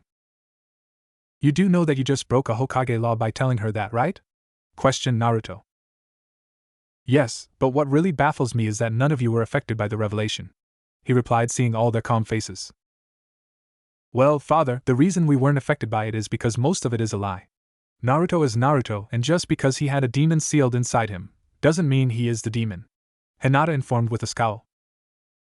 That is true, but as you saw with Gaara, the demon can take over its container, so everyone thinks the fox is controlling him, the clan head replied. Well, I know that if the demon was controlling him, I wouldn't have had my fun last night. Hayashi choked on the air he was breathing, not expecting such a comment from his once shy daughter. We will get to that later, but we are still determining the status of the fox. He nearly destroyed Konoha and he should have been killed, Hayashi reminded but saw all three present very angry. Hayashi, please don't anger Kyuubi, she gets very pissed when you call her a he. Hayashi got a smug look on his face before testing what was what. Well, I don't know what lines of crap he has been feeding you, but he definitely is a he, and if he doesn't like it, well then I would like to see what he would do about it. Naruto and Hinata looked away as Q stood quickly. SHE would do this. Q dealt him the Nutcracker special by driving her foot hard into his breadbasket, knocking the wind out of him temporarily. When he gained his breath back, he was trying to figure out how he missed something as obvious as a girl with red fox ears and 9 matching tails. So I take it Q is short for Kyuubi. He surmised out loud in a high-pitched raspy voice. Yes, and obviously she is a female. Naruto commented.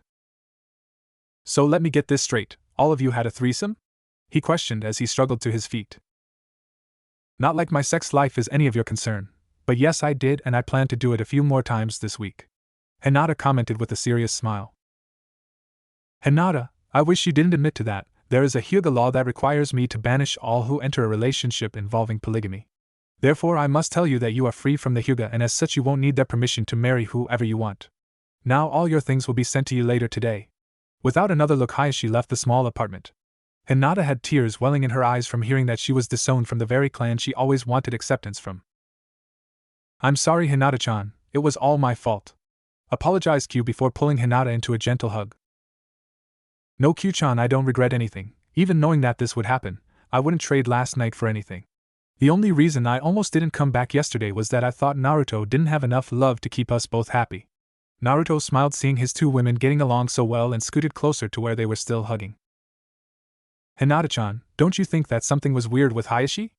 I thought that he would try and kill me for touching you, and usually don't the Hyuga place the seal on ones they banish? He is acting like, well, not himself. After he voiced his concern they heard a knock at the door. Naruto opened it, and revealed Hayashi again. Naruto, I know I haven't viewed you properly and I still don't like the situation you've gotten her into, but know this.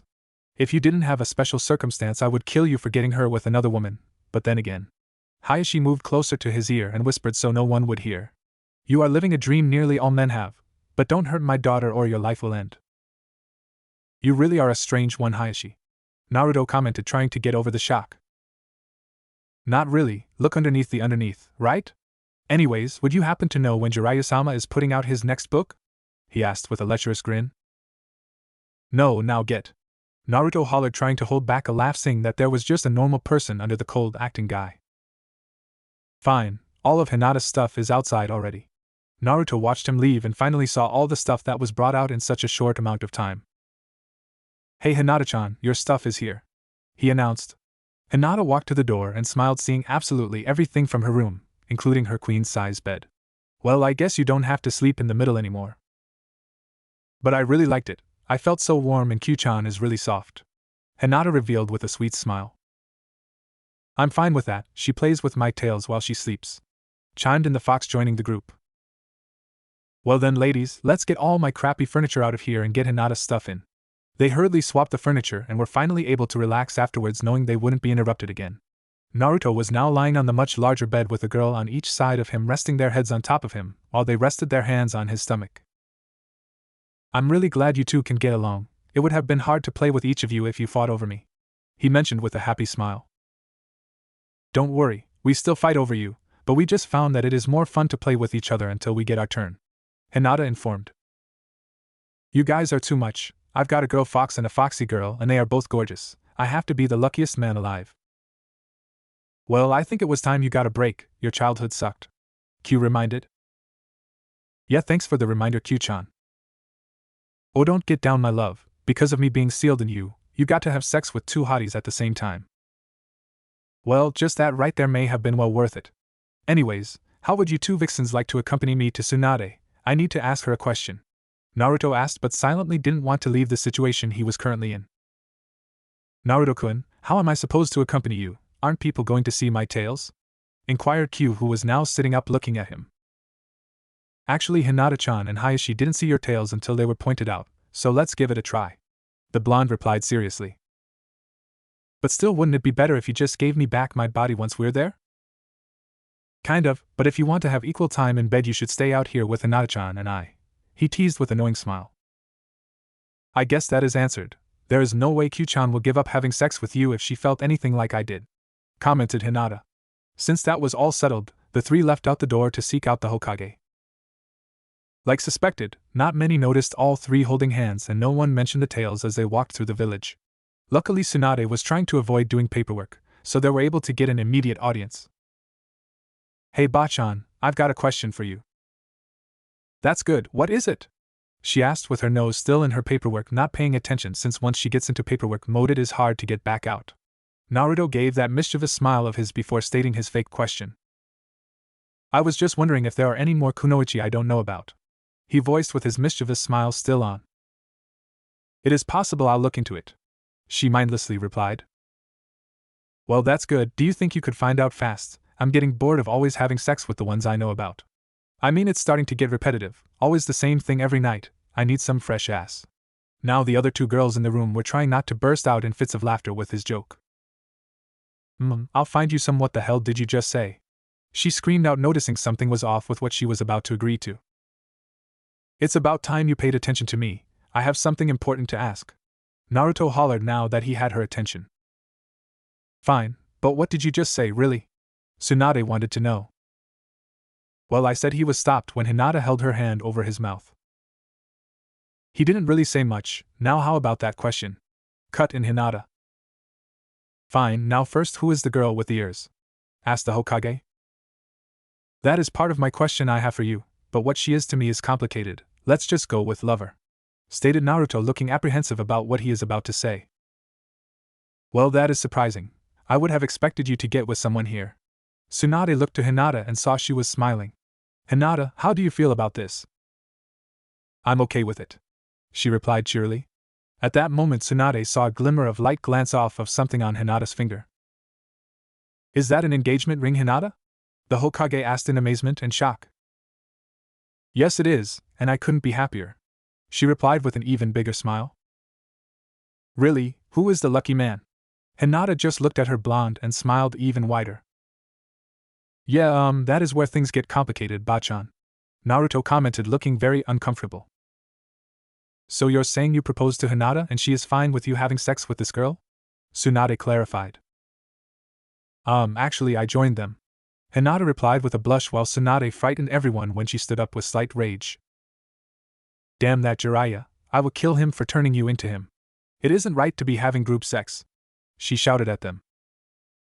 Well, it sure felt right, Q commented offhand. Quiet, Q-chan, we don't need to make things worse, Hinata lightly scolded. Take it easy, Bachan, I would agree with you if there weren't extra circumstances involved. Fine, we'll get to that in a moment. Now, I never knew you were bi, Hinata, Tsunade commented after sitting down, confusing them with her sudden change of attitude. I'm not.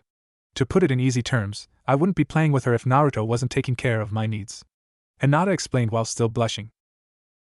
I didn't really need that much information, the busted blonde stated.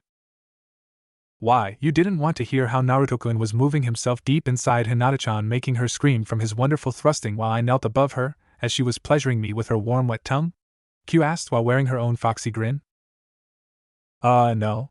So who are you then, ears? Questioned Tsunade. She is Q-chan, someone I found on my 16th birthday, and we got involved with each other after she teased me for about a year with her naked body, which is gorgeous, remarked Naruto with a light grin. So you took seeing her naked body for over a year and still never had sex with her until last night? Asked an amazed Hyuga girl, knowing that any other guy would have taken her up on that offer the second she asked. That's right, Hinata-chan, I could have had sex with her the day she showed up, but I wanted something more. Anyways, I need a way to give Q-chan more chakra so she can disguise herself. I don't want to hide the unorthodox relationship between the three of us, but I want Q-chan to go out into public without her tails, no matter how cute and soft they are, he continued, which brought Tsunade's attention to Q once more. Tails? Wait, are you saying that she is the Kyuubi? Tsunade asked with no sign of a problem, since she has read the report of what the Yondaime wrote about the reasoning behind his sacrifice. Yes, she is, Naruto simply replied. Okay, that makes things better for me. Basically, since she has no body of her own, you and Hinata just have something more like a sex toy. Now I know she has a full consciousness all her own, but I can now see why you three are as you are. Only Hinata will be able to have children with you, so in all terms Q doesn't exist. Now then, I ran across a different way for you to bring her out in a scroll so she can have access to her kitsune abilities, specifically illusion. Now all I ask is that you three don't ever tell me about your activities and I'll overlook the whole thing," the Hokage explained. All three agreed to her terms and as a result she gave them the new process to let her out, after finding the technique in the scroll the yandere created for such a case. Kyu, still dressed in her shorts and t-shirt, disappeared into Naruto before he executed the new jutsu, and Kyu reappeared dressed in her elegant white and silver kimono, but had no tails or ears. "You look good, Kyu-chan, but I think I'll miss the tails and ears, so feel free to let yourself out when you're around Hinata-chan and I," complimented the blonde shinobi. "Yes, sure, let's go," she replied and led the way out of the office with the other two following, each with a hold on the blonde, after saying goodbye to the Hokage. They walked for a while, in no particular direction, with Kyu becoming very distant. "Kyu-chan, what's wrong? You haven't been yourself since we left the Hokage's," Naruto asked. "I know, it is just that I realized I was still trying to ruin your life by wanting you all to myself when I couldn't give you anything but my love and sex. I see now why you were drawn to Hinata-chan. She is gorgeous, cute, sexy, kind, loving, has an awesome, and can give you children." The vixen listed and felt ashamed from trying to push him away from someone he could truly be happy with. "So that is what has you down, knowing that we can have children?" he questioned as he squeezed her hand lightly. "Yes, it is. I never had children and I am just now facing the fact that I never will be able to," she told them while looking at the ground. "So Kyu-chan, would it be possible to pass some of your chakra into me when I have sex with Naruto-kun when we try to conceive to give the child a piece of you so all three of us have a claim as parents?" Kyu looked to the little Hyuga with her eyes watery, realizing what Hinata was offering. "It should work, but would you really want that, Hinata-chan? I could never ask you to do that," Kyu asked with a draw of hope. "Well, you are a part of Naruto-kun, so in a way I do love you as well, so yeah, I would like it if you were a part of our children. And you're as very pretty as well, just so you know," she managed to reply with a blush. "Thank you, but I really like how wet yours gets. Having every fold of skin, literally, dripping wet kind of turns me on." Kyu was now teasing since she was getting in a better mood. "Is getting that wet really that good? I found it to be inconvenient when I always had to change my underwear when I thought of Naruto-kun, and during very nice dreams of him, I'd have to change the sheets, which would happen almost every night." Hinata replied, continuing the talk, putting Naruto in an awkward position, between two hot women talking about sex. "Would you two quit talking about your beautiful wet until we're alone? I can't take you both right here and now, so keep it zipped up. Now where do you guys want to go for dinner? We have managed to miss breakfast and lunch," he requested as he tried to change the subject. "Ramen is fine, Naruto-kun," muttered Hinata. "Yeah, I want to see if it tastes as good here as it did in your dreams," the vixen answered cheerily. "You two are just too perfect. I love the both of you," Naruto said, wearing a huge grin that was reserved for only ramen. "And you should love us, or you're not getting either of us in bed," Hinata stated in a stern voice. "Sure I won't. I know the both of you and you won't be able to stay away from me." Hinata looked at Kyu and she looked back before they lightly hung their heads. "You're right, you can take us anytime you want," Kyu commented while they all shared a laugh.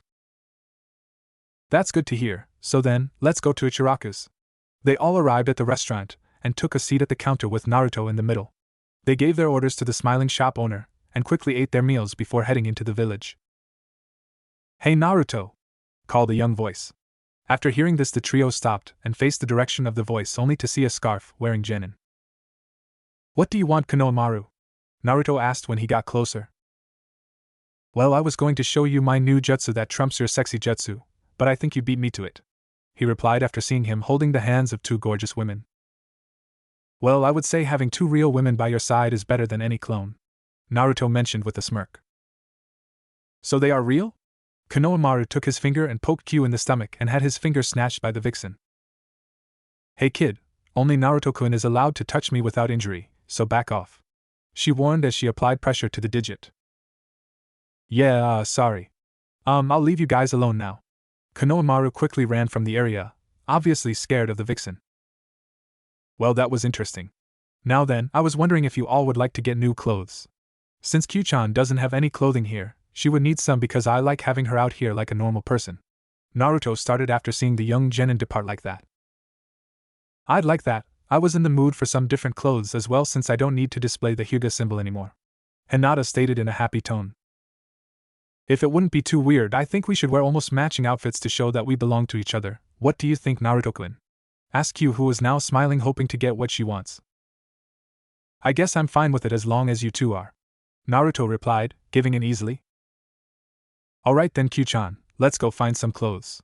The two women led Naruto to the local clothing shop, and since the male owner was busy staring at the two women holding hands, he didn't notice that it was Naruto in the store with them. They decided on simple outfits for the group instead of anything weird. The two women started out by wearing capri pants like Hinata wears, but got them ultra tight, showing off their curves. Since the pants were very tight, Hinata needed to change her underwear style from the lacy ones she wore to a thong, but she hated them and opted for nothing, noting the fact that the material was a special type that would wick away moisture, meaning she could get excited all she wants, and they would stay dry. Q liked her style, and went commando as well. After dressing Naruto in standard black cargo pants like he wore before, they chose a myriad of colors of form-fitting low-cut t-shirts that they had a combined symbol of a fox, the Hyuga flame, and the Uzumaki spiral, about like symbol in the story. Walking the line between life and death, I was too lazy to make another, placed on them in different locations. Naruto noticed they didn't wear any bras either, as their chests pointed it out clearly. The two vixens looked at each other, and noticed the same before they found black overcoats, and donned them similar to Anko before tossing one to Naruto to put on over his usual dark orange t-shirt. Well then, I guess you liked my usual style since we basically added a coat to it, but you guys are dead sexy in those tight clothes. I am also glad you decided to wear the coats, since I didn't want to kill all the local male population for eyeing you too. Although I do have a question, how do your tails work with clothing that doesn't accommodate them? That is easy.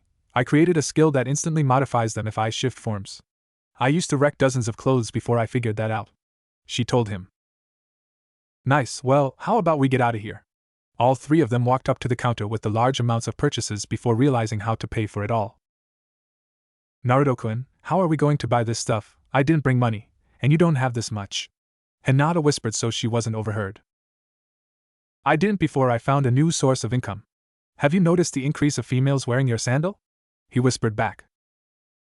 Yes, so are you saying all those shoes are from that one store? She asked, being quite amazed. Yep, he hired 3 helpers to try and keep production up, but they are still on back order. I have more than enough from my percentage of the profits to pay for these, that, and I have the other 11 pair you wanted as well as a few in Q-chan's size. Both Hinata and Q kissed him deep, each one wanting to outdo the other, before they paid for their items and went back to the newly refurnished apartment. Flopping down on the couch, all three felt exhausted as they sat there. You know, moving all that furniture around sure takes a lot out of a person. I'm wasted. Naruto remarked.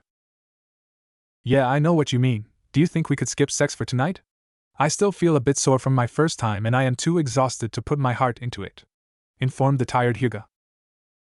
I didn't know you were still sore from last night. Was it really that rough? Naruto wondered, hoping he didn't hurt her. No, you were extremely gentle. Most girls don't have something that large pushed inside us early in life, so it just stretched everything quite a bit. I should be fine tomorrow, she assured. What do you mean by most? Naruto inquired. She meant that there are a lot of females that use alternate devices on themselves for their pleasure, so when they do have sex it is almost like they aren't virgins. Offhandedly remarked the fox. Exactly, I didn't want anything other than a real one in me, but others like to use them, like Tenten. She showed me what she uses once and I really feel sorry for whoever she dates since I don't think anyone can live up to that expectation. It was huge. She made a hand gesture showing the size, causing wide eyes all around. I never really placed you as someone that would talk of these things. You were always so innocent when we were younger, Naruto mentioned after recalling the past. It was mostly a lie. I've had fantasies about you for a long time, and now you have to face the fact that we are all 18 and it is natural for us to think of sex. I am just a lot more open now that you have accepted my love. Hinata lets out a huge yawn. Can we go to bed? I'm tired. Sure, how would you ladies like to sleep? If it is okay with Q-chan, I'd like to sleep the same as last night. That's fine, I'm really starting to like you in my own way, the fox told her before stripping completely naked. Hinata noticed her large breasts, and a thought entered her mind. Q-chan, when you go braless, how do you keep your boobs from bouncing around? I found it hard to keep mine from moving too much. Actually, I haven't ever worn a bra. There is a little technique that can hold them in place using chakra. It doesn't need a constant flow of chakra to keep it going either, so you just need to place the jutsu in the morning like using a bra. I'll teach it to you later if you want, the vixen replied. That would be very good, she replied while stripping off her clothes as well. Naruto-kun, are you coming to bed? Hinata asked while standing straight at Kyuu's side, who now had her tails exposed. Naruto took one look at his two nude vixens and immediately stood up to join them. Oh, and there is a rule from now on, no clothes allowed in bed, Kyuu mentioned with a grin. He easily gave in and was now sliding off his boxers, revealing himself as the attention was brought to his stiff soldier standing at full attention. I thought I said I was not up for sex, Naruto-kun, Hinata joked with a smile. I see gorgeous women and it has a mind of its own. It'll always be up for sex.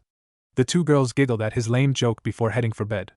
They all got comfortable on the spacious mattress and rolled into a pleasant sleep as it appeared that Kyuu and Naruto were fighting over who got to hug Hinata closest by the way they were sleeping nearly on top of her.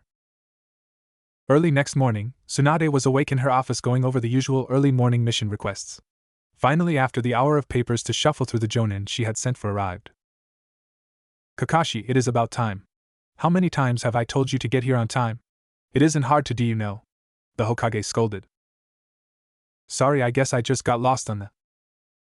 Yeah, the road of life, or was it the old lady already? Kurenai asked, obviously irritated. That's enough, I have a mission for your teams. You will be traveling to the land of waves that was freed from the tyranny of Gato about 3 years back by Kakashi's team. We have been overseeing the establishment of a ninja academy, and they are just now ready to start their training, but don't have the proper teachers. You will be training the teachers and the students for the duration of the mission, which is undetermined until you receive your replacements. Expect about 3 to 6 months. This will be a relatively easy mission, so feel free to allow the 8 of you to relax a bit between classes and training. You should leave as soon as possible, she informed them. Wait, the 8 of us? Team Kakashi is a member short, the silver-haired Jonin reminded. Not anymore, I have filled the spot yesterday so you don't have to worry. Alright, I'll tell Naruto. Before the Hokage could stop him, he was gone. Shit, Kurenai, I have a new mission for you. You must stop Kakashi and inform Naruto of his mission yourself. Do not let him wake up, Naruto, don't question me, you'll find out why. With a quick nod, the red-eyed Jonin disappeared.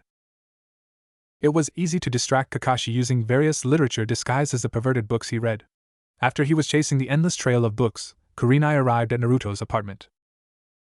Since it was unusually warm the night before, the window was wide open, allowing her access directly into the bedroom where she laid eyes on a pile of flesh. She noticed all three were fully naked, hugging the small girl in the middle that she immediately identified and her usually shy pupil. Hinata, wake up, she voiced loud enough to be heard by the three. Hinata was the only one stirring as her eyes opened and saw her sensei. Kurenai-sensei, what are you doing here? She asked with interest. I was sent to inform you that you have a mission for the next 3 to 6 months. Kurenai explained.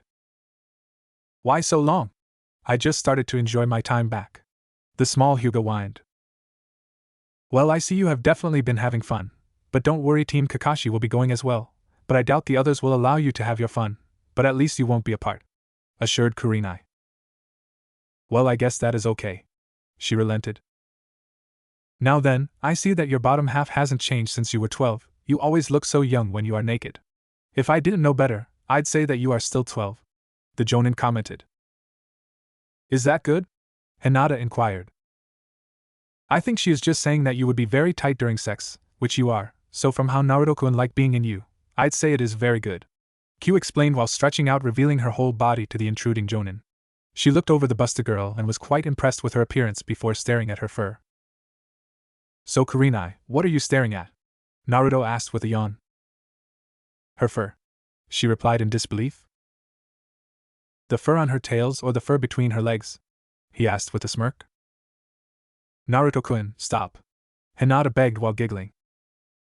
So, I'm guessing that this other woman is somehow the Kyuubi since she has all those tails, either that, or you two need your heads examined for dressing someone up as a fox just to have sex with her, Kurenai stated while still looking at her.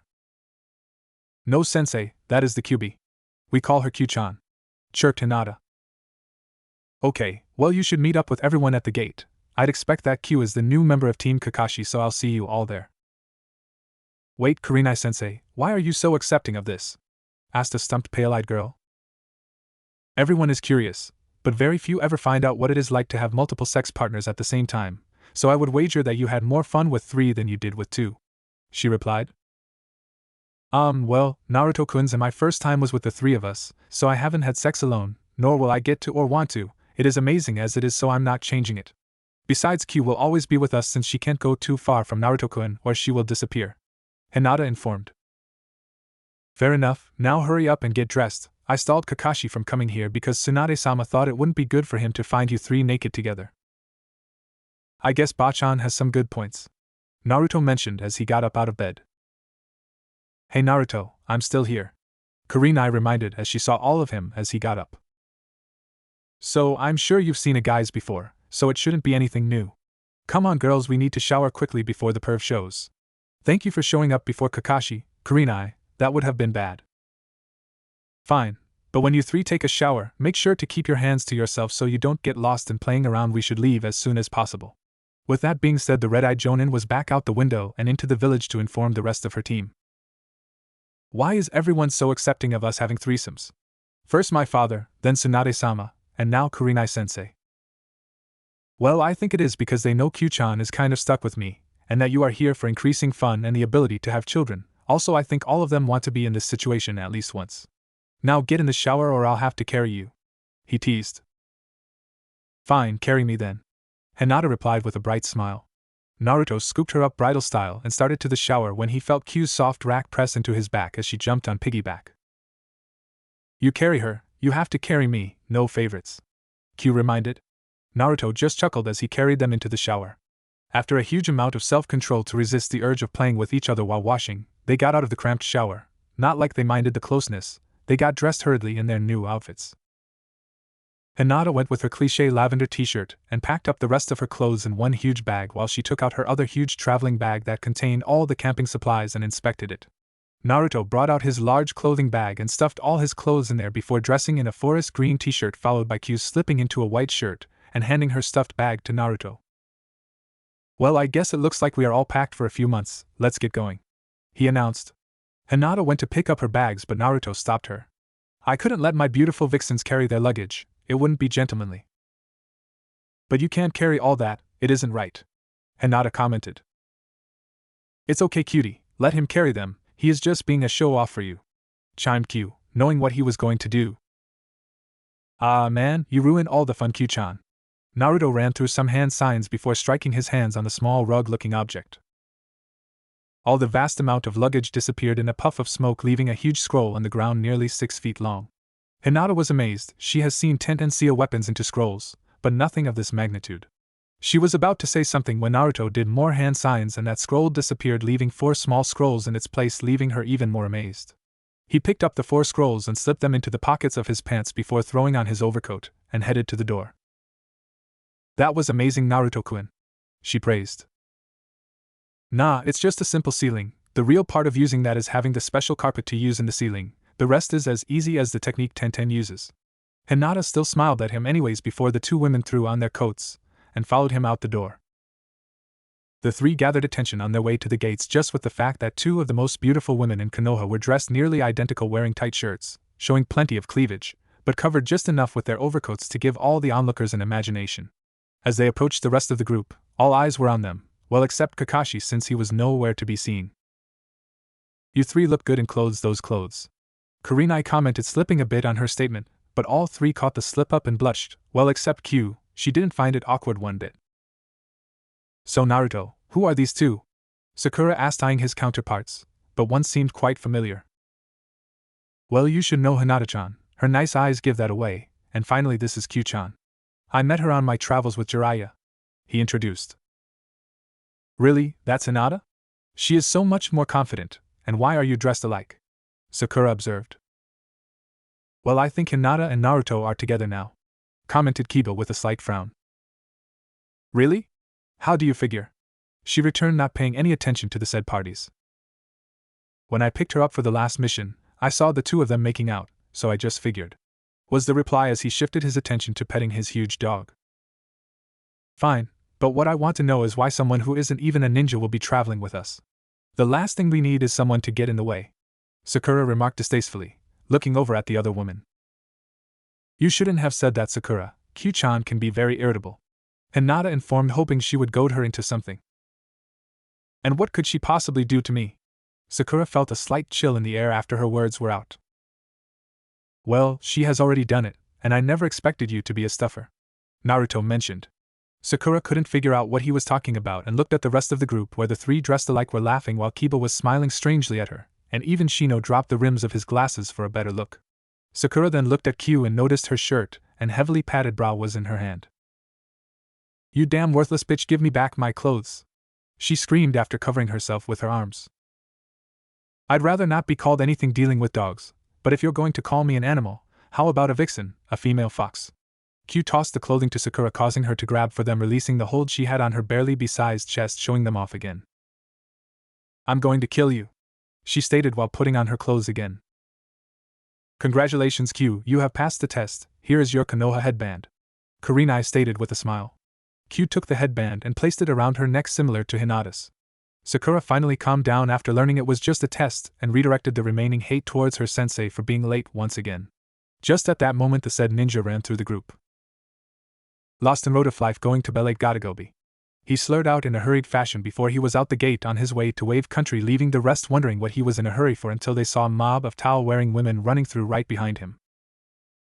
"Oops, I guess my genjutsu landed him in the hot springs. I knew there was something I forgot to do," snickered Kurenai, before leading the group towards their destination.